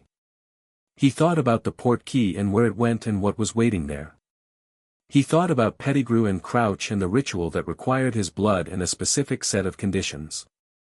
He thought about Voldemort, diminished and desperate and waiting somewhere dark for a boy who was supposed to arrive confused and alone and unprepared. He reached into his robes and pulled out the small disc Dumbledore had given him 3 days ago, which was a port key of their own making, keyed to the castle grounds, designed to activate on his signal. He activated it. Then he picked up the cup. The graveyard materialized around him in the specific disorienting rush of port key travel, the world going sideways and then snapping back into a place that was cold and dark and smelled of old stone and turned earth. Little Hangleton. He'd known it would be here, the research had been thorough. An old graveyard on the edge of a village, with a stone tomb at its center and a large manor on the hill behind it. He had approximately 30 seconds before they knew he'd arrived. He used them. He put his back to the nearest stone, activated the deep stillness, and pushed his magical sense outward as far as it would go. 2 presences. One large, moving from the far side of the graveyard, Pettigrew, agitated, urgent. One that was barely a presence at all, thin and cold and contained in something, a cauldron near the central tomb, with the specific quality of diminished but directed will that he'd been sensing at the edges of Quirrell's magical signature since first year and now recognized for what it was. Voldemort. What was left of him? Pettigrew came around the far stone and stopped when he saw Harry standing in the open. Not crouched. Not frightened. Standing. Pettigrew had the look of a man who had been given comprehensive instructions for one specific version of this encounter and was rapidly discovering none of them applied. He was small and gray-faced, with the twitching quality of a person who had spent too long as something else, and he was clutching a bundle to his chest that Harry did not look at directly because he already knew what it contained. You came, Pettigrew said, which was the statement of someone whose plan had worked but who found the outcome more alarming than anticipated. Yes, Harry said. Where's the real Moody? Pettigrew stared at him. Alastair Moody, Harry said. Your side has been impersonating him all year. He's alive, your master needed him to be alive to maintain the impersonation. Where is he? I don't, Pettigrew started. You do, Harry said. And you're going to tell me, because I'm the variable your master planned for and I'm standing here unrestrained and you have a cauldron to set up, and right now I'm being cooperative. He looked at Pettigrew with complete steadiness. Where is Moody? Pettigrew's eyes darted to the manor on the hill. Cellar, he said, before he'd finished deciding to. Good, Harry said. He sent the signal, the specific code he and Dumbledore had agreed, the one that would tell the people arriving via the port key he'd activated 3 minutes ago where to look. Now do what you were going to do. You want me to proceed, Harry said. I'm going to stand here. You're going to set up your ritual. And then we'll see how this goes. Pettigrew looked at him with the expression of a man whose comprehensive instructions had included nothing about a cooperative subject who was issuing instructions. You understand, Pettigrew said slowly, that the ritual requires your blood. Yes, Harry said. Blood of the enemy, forcefully taken. He looked at Pettigrew. I'm aware of what Voldemort wants. I'm also aware that if I destroy him here, right now, before the ritual, which I can, he disperses into something less than what he currently is, and we go back to years of not knowing where he is or what form he's taken. Pettigrew was very still. Whereas, Harry said, if he takes form, a real form, a body, he is finally, properly, here. Present. Located. Which means he can be dealt with permanently. He held Pettigrew's gaze. I'm not afraid of him. I want to be absolutely clear about that. I'm not here because I was delivered here by a plan I didn't know about. I'm here because this is where he is, and I'd like to finish this. A long, rattling silence. From the cauldron near the central tomb, something that was not quite a voice and not quite a presence said, in a tone that had the quality of something that had once been commanding and was now stretched thin, bring him. Pettigrew moved. Harry didn't resist. He walked toward the cauldron with Pettigrew's wand pressed against his back, which was a formality rather than a compulsion, and when Pettigrew cut his arm and the blood fell into the cauldron's contents he felt the deep magic register the act, involuntary, his magic noted, the enemy is using my blood, and he let it register, because he needed the magic's full understanding of what was happening to access the response he'd need in approximately 3 minutes. The ritual was everything the old texts described. Fire, smoke, the specific chemical smell of dark transformation magic, Pettigrew's sacrifice. Harry watched without expression when Pettigrew cut off his own hand, filed the information, did not engage with the horror of it, and then the cauldron erupted and the figure that stepped from it was tall and white and terrible and wrong, the wrongness of a body that had been constructed rather than grown, and 2 red eyes found Harry in the dark. Harry Potter, Voldemort said, and his voice was restored, full, carrying the specific quality of someone who had been deprived of speech for years and was relearning its power. Extraordinary. His eyes moved over Harry with the rapid assessment of a tactician. You are not frightened. No, Harry said. You came willingly. I came intentionally, Harry said. There's a difference. Voldemort looked at him. The red eyes were intelligent, Harry had been told this, had prepared for it, but intelligence in the abstract and intelligence in front of you in a white, terrible face were different experiences. He filed the difference and stayed in the stillness. You are not, Voldemort said slowly, what I expected. People say that, Harry said. I'm starting to think the original expectation was just very wrong. Something moved in the red eyes that might have been amusement and might have been the cold recognition of one predator registering another. The Delacour family has been thorough, he said. I heard reports of your progress. I confess I found them unlikely. They were accurate, Harry said. Yes, Voldemort said.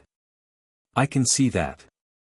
He called the Death Eaters then, the signal, the dark mark burning, and they arrived in the graveyard in the way of people who had been waiting for this moment for years, robed and masked and ranged around the perimeter.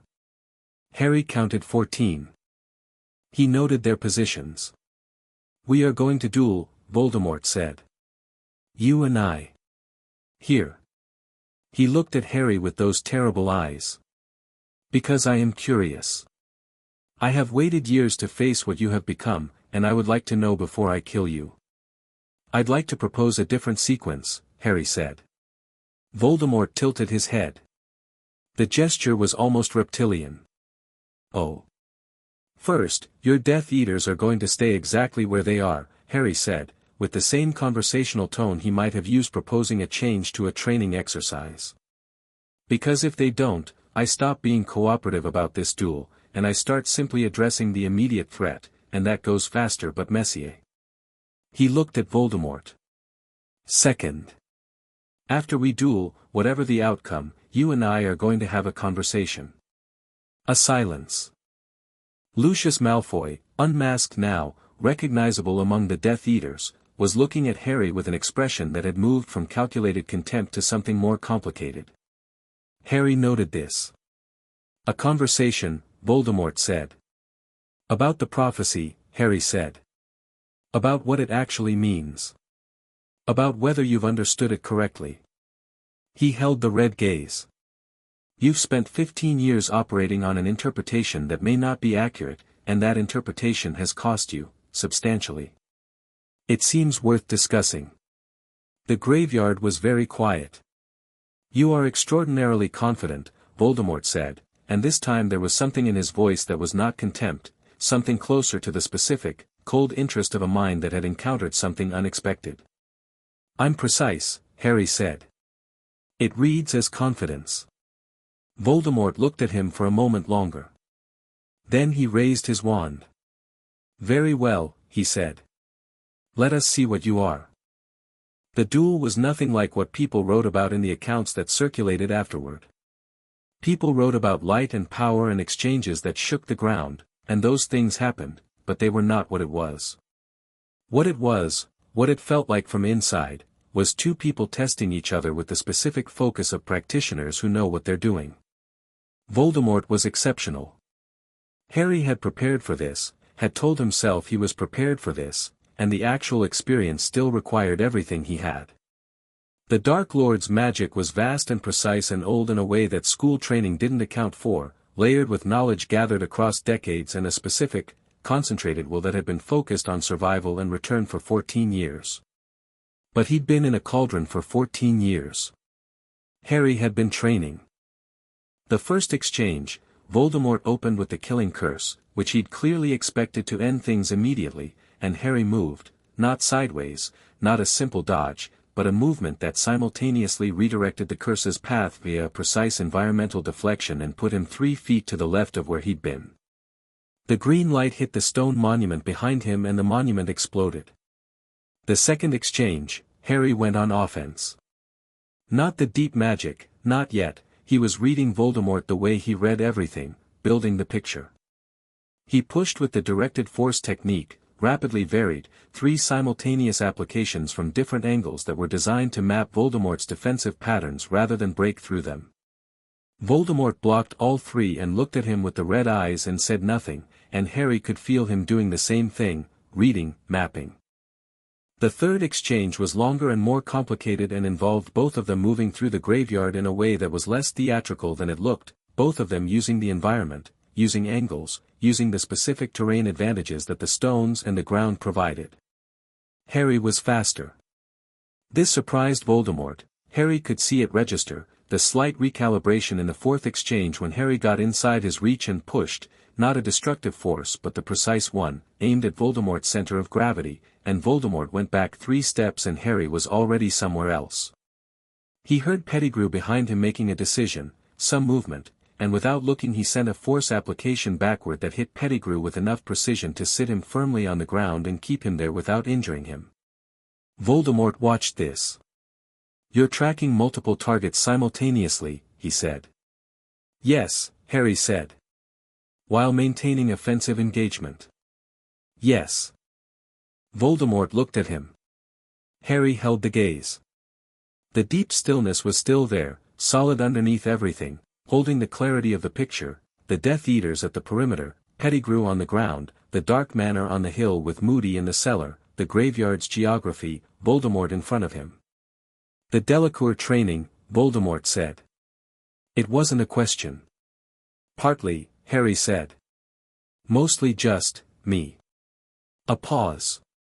"The Priori-Incantatem connection," Voldemort said, looking at their wands, both with phoenix feather cores, both Ollivander-made, both registering the other's presence in the low vibration that Harry had felt since the duel started.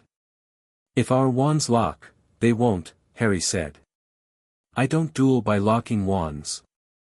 Voldemort looked at him.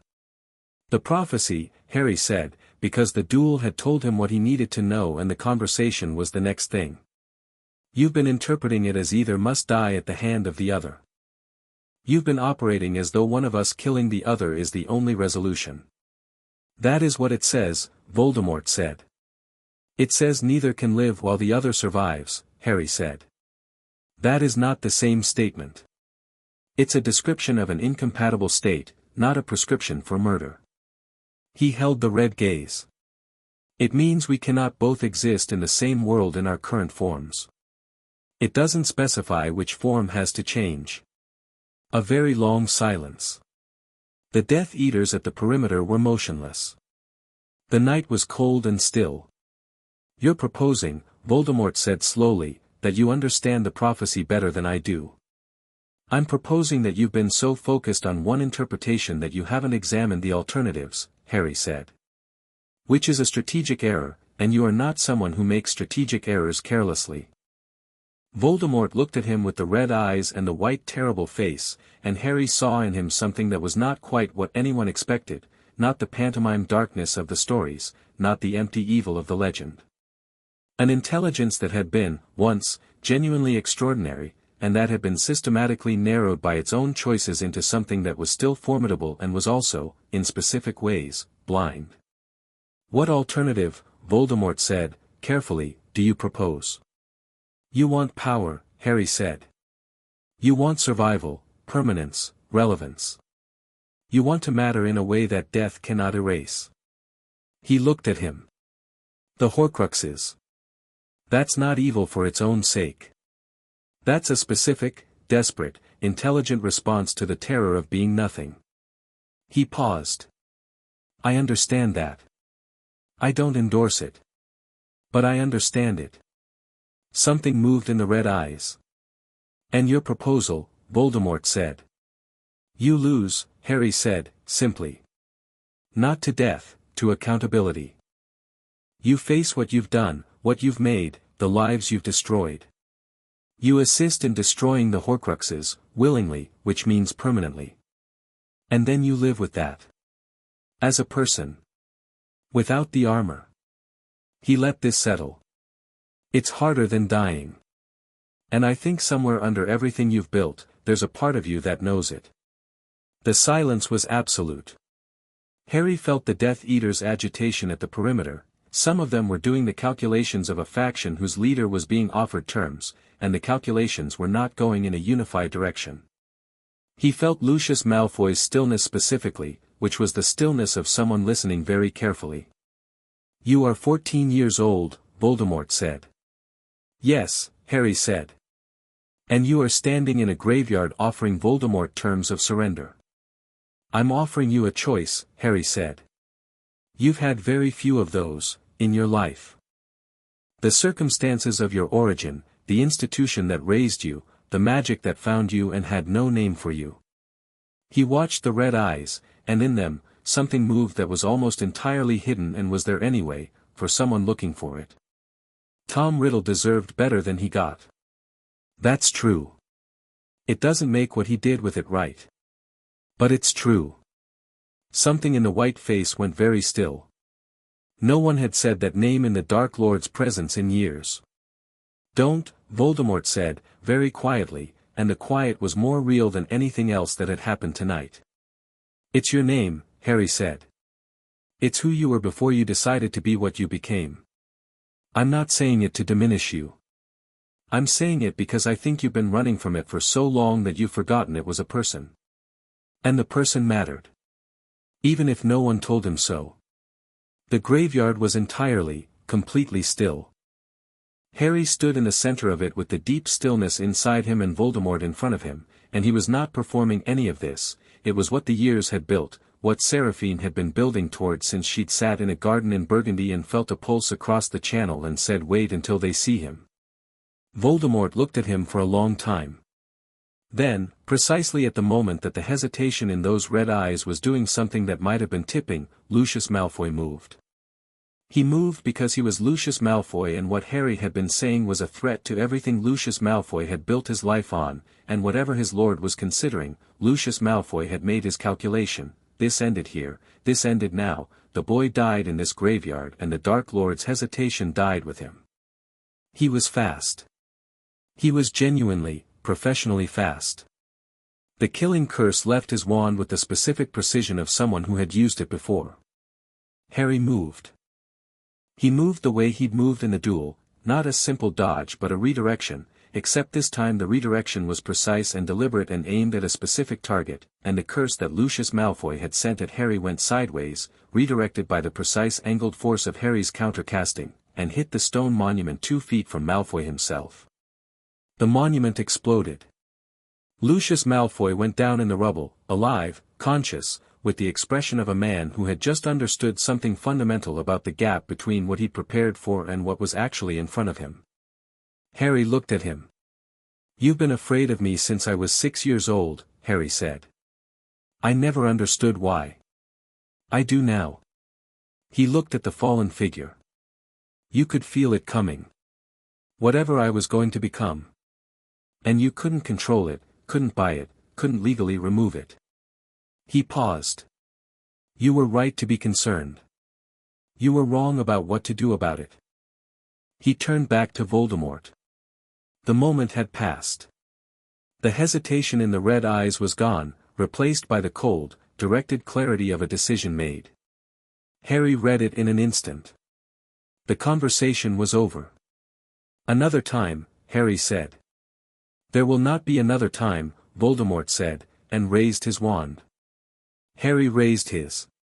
And then the graveyard was suddenly full.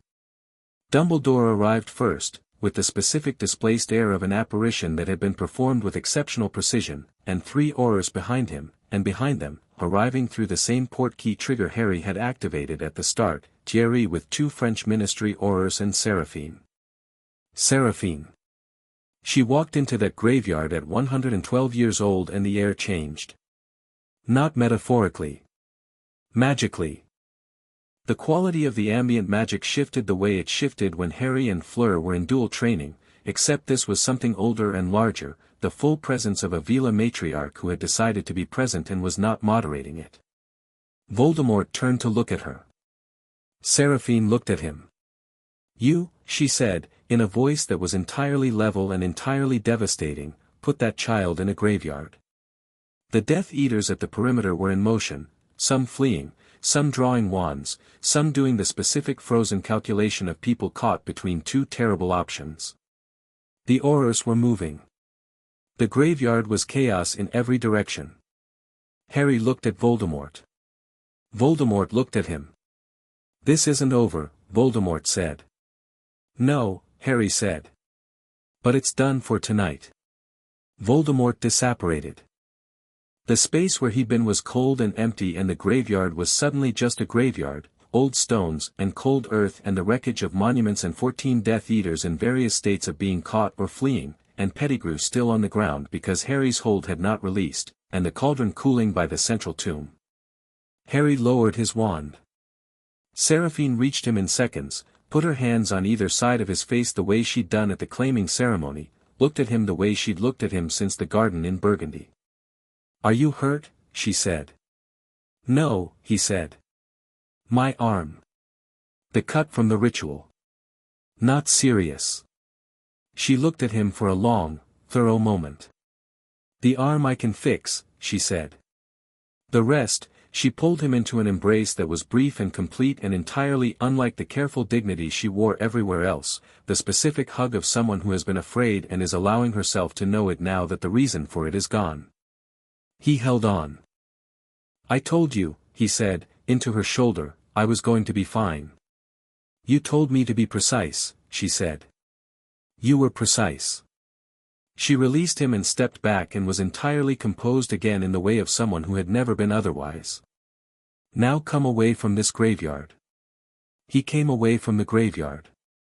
The aftermath was long and complicated and politically extensive, which was what happened when a 14-year-old wizard defeated Voldemort in direct confrontation in a graveyard surrounded by Death Eaters and came home with a prisoner and a confession and a list of names that the Ministry had been officially pretending didn't exist.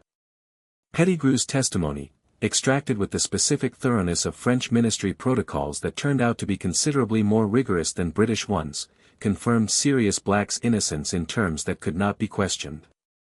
Sirius was released from Azkaban before the end of the month, which Harry had insisted on as a non-negotiable condition of full cooperation with the British Ministry's investigation, and which Dumbledore had enforced with the specific, inflexible authority of a man who had made a promise he intended to keep. The Death Eaters caught in the graveyard were 14 in number. Lucius Malfoy was among them.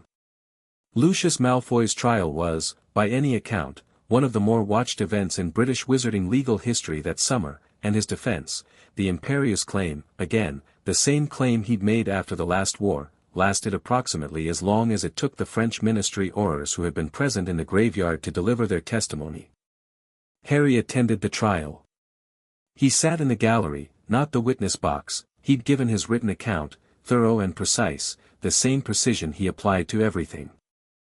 He sat and watched Lucius Malfoy in the dock and thought about the motion filed when Harry was 9 years old, and the photographs of Privet Drive and welfare documentation, and a man who had been afraid of a 6-year-old because he could feel what was coming. He'd been right about that, at least. The sentence was Azkaban. Harry watched Lucius Malfoy be led away and felt nothing that was satisfaction and nothing that was triumph. Just the particular quality of a thing resolved, not cleaned up, not finished, because Draco Malfoy still had a father and Harry had some thoughts about that, and the wizarding world still had deep problems that a graveyard confrontation hadn't fixed, but resolved. A chapter closed. He went home to Burgundy. The estate was the same. Vines on the east wing. The old stone softened at the corners. The garden with opinions. He stood in the courtyard on a Tuesday evening and it was summer and the light was doing the thing it did to the vines, lit from underneath, and he stood there for a moment just being in it. Gabrielle came out of the house at a run, which she'd been doing since she was 3, and impacted him at speed, and he caught her with the ease of someone who had been catching Gabrielle at speed for 8 years. "You're home," she said, from approximately his shoulder. "I'm home," he said. "Everyone's been very worried," she said. "I know," he said. "Grandmere wasn't worried," she said. She said she wasn't. "But she was in the study for a very long time." "I know that too," he said. She leaned back and looked at him with the serious brown eyes that were entirely Delacour in their directness. "Are you all right?" He thought about it honestly. "Yes," he said. "I think so. Getting there." "Good," she said, with the decisive quality she'd had since birth. "Fleur's in the garden." He set her down. "Go find Papa," he said. She ran off. He stood for a moment, then walked around the side of the house to the garden. Fleur was sitting on the low stone wall at the garden's edge, which was where she sat when she was thinking, which he knew because she'd sat there for 8 years when she was thinking. She was in the last of the evening light with the hills behind her and the summer garden around her and her silver blonde hair loose, and she was looking at the hills when he came around the corner and then she was looking at him. He walked over and sat next to her on the wall. They sat for a moment without speaking. "You were fast," she said. "Coming back." "Aussi vite que possible," he said. She looked at him. He looked at the hills. "I heard what happened," she said. "All of it. Seraphine told us, when she came back. Dumbledore sent a full account." "And," he said. "And," she said, carefully, "you offered Voldemort a choice." "Yes," he said. "He didn't take it." "No," he said. "But he heard it." He paused. "It's not finished. He's still out there, diminished but not gone. It'll come back around." He looked at the hills. "But it'll come back around different than it would have. He knows, now, what he's dealing with. That changes the picture." She was quiet for a moment. "You're not afraid of what's still coming." "I'm not afraid," he said, which was a distinction. "I have a clear picture of it. That's different from fear." She looked at him with those grey-blue eyes that had been looking at him since he was 6 years old and she was 8 and she'd handed his star book back to him in a sitting room in Surrey with the careful deliberateness of someone who understood what returning something meant. "In the library," she said. "Before the task." "You said, I meant it," he said. "Every word." She looked at her hands. Then at the garden. Then at him. "I hate," she said, with careful precision, that the first time you said it was before you went somewhere dangerous. It made it difficult to be composed, he said. I was going to say rational, she said. Were you rational? Mostly, she said, in the tone that meant no. He looked at her. I wanted to tell you before the task, he said, because if something had gone wrong, don't, she said. All right, he said. A pause. Harry, she said. Fleur, he said. I had been certain for 2 years, she said, which was where she'd been in the library, picking back up from where they'd left it. Not the resonance. Not the books. You. Specifically. The way you argue, the way you look at problems, the way you handled Gabrielle at the bottom of that lake like there was no other option in the world. She paused. The way you gave my star book back to me like it was important when you were 6 years old. He looked at her. That was your book. You knew it was important to me, she said. Before you'd known me an hour. You knew, and you treated it accordingly. She looked at him steadily. That is the sort of person you are. I am certain of it. He held her gaze. I love you, he said. Not dramatic. Not performed. Just the specific directness of a person who has learned to mean exactly what he says and say exactly what he means. I've been certain of it for 2 years also, and I've been waiting until I could say it properly. She looked at him for a moment. That was properly, she said. Was it? He said. It was accurate, she said. For us, that's the same thing. He smiled. She looked at the smile with the expression she wore when she was not going to let herself smile and was losing. She lost. He reached across the space between them on the wall and she met him halfway, which was entirely consistent with who she was, and he kissed her in the Delacour garden with the last summer light on the hills and the vines going gold and the estate settled around them like something that had been waiting for this for 8 years to be exactly this. When they broke apart she was looking at him with those eyes. We wasted 2 years, she said. We were careful, he said. We were cowards, she said. Both, he said. Both, she agreed. She looked at the garden. Grandmere is watching from the terrace. He turned. Seraphine was on the terrace with her coffee, looking at the vineyards with the specific quality of someone who is very carefully not looking in a particular direction. She's been waiting for this for 8 years, Harry said. She has been waiting for this, Fleur said, since she felt a pulse across the channel. He thought about that. 112 years old, sitting on a terrace in Burgundy with her morning coffee, and something reaching across the channel and finding her, and her setting her cup down with the precision of a woman who had never needed to hurry because she already knew what conclusions eventually arrived at. He thought about Privet Drive and a cat flap and a borrowed encyclopedia and a star book that was going to be thrown away. He thought about a courtyard on a Thursday in July, and a carriage ride, and a small hand in his, and a silver-haired girl who had told him he was coming to live in France with the matter-of-fact certainty of someone who had already decided and was informing him of the decision. He thought about the East Garden and scorch marks and silver grass and fruit ripening 2 weeks early. He thought about the graveyard, and what he'd said, and what Voldemort's eyes had done in the moment before Lucius Malfoy moved. It's not finished, he said again. No, Fleur said. But we are here. Yes, he said. We are. She leaned against him with the easy certainty of someone in the right place. He put his arm around her with the same certainty.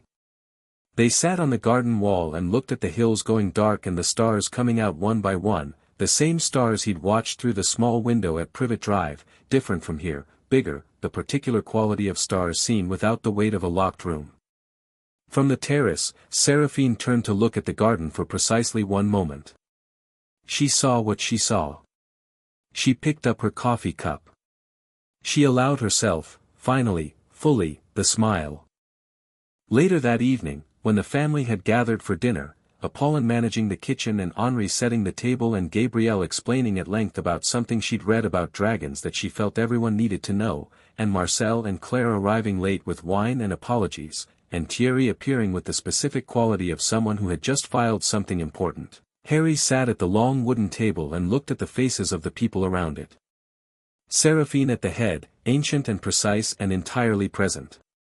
Apollon, who had sat on the floor of a locked room in Surrey and asked "Are you all right?" and not accepted the practiced answer. Henri, who had said "He is ours, that's why it feels ordinary." Gabrielle, currently pointing at Harry's soup and making a recommendation he hadn't requested. Marcel and Claire, comfortable and warm and fully present in the way of people who showed up because they wanted to. Thierry, who had produced documents from nowhere and filed things mercilessly and had never once treated any of it as anything other than completely worth doing. And Fleur, next to him, who caught his eye and said nothing and said everything. He thought about the mirror of Ariste, in a cold and used classroom in December, and what he'd seen in it, this, exactly this, all of them in the garden looking at something worth looking at together. He was 14 years old and the wizarding world was going to need him again, probably sooner than anyone wanted, and Voldemort was out there diminished and furious and not finished. There were Death Eaters awaiting trial and a system with serious problems and a prophecy still in play and a boy called Draco Malfoy who had a father in Azkaban now and a complicated inheritance to reckon with. He had Hogwarts next year, and the years after, and whatever came after that.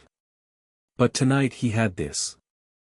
He had this table, and these people, and Gabrielle still talking about dragons, and Fleur's shoulder against his, and Seraphine at the head of the table looking at him with the eyes of someone who had felt a pulse across 100 miles of water and had understood immediately what it meant and had gone to get him. He looked at her. She looked at him. "Bienvenue à la maison," she said, quietly. "Welcome home." He had been 6 years old with a borrowed encyclopedia and a star book and cracked glasses held together with tape, sitting in a room with a cat flap, and someone had come across the channel for him.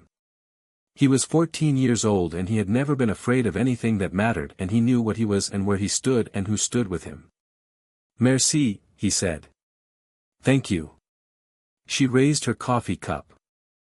The evening came in over the hills, and the vines went dark, and the estate settled into night the way it had settled into night for 3 centuries, sure of itself, sure of the people in it, alive in the way of something that had grown past any original intention and was, in all the ways that mattered, exactly what it was supposed to be.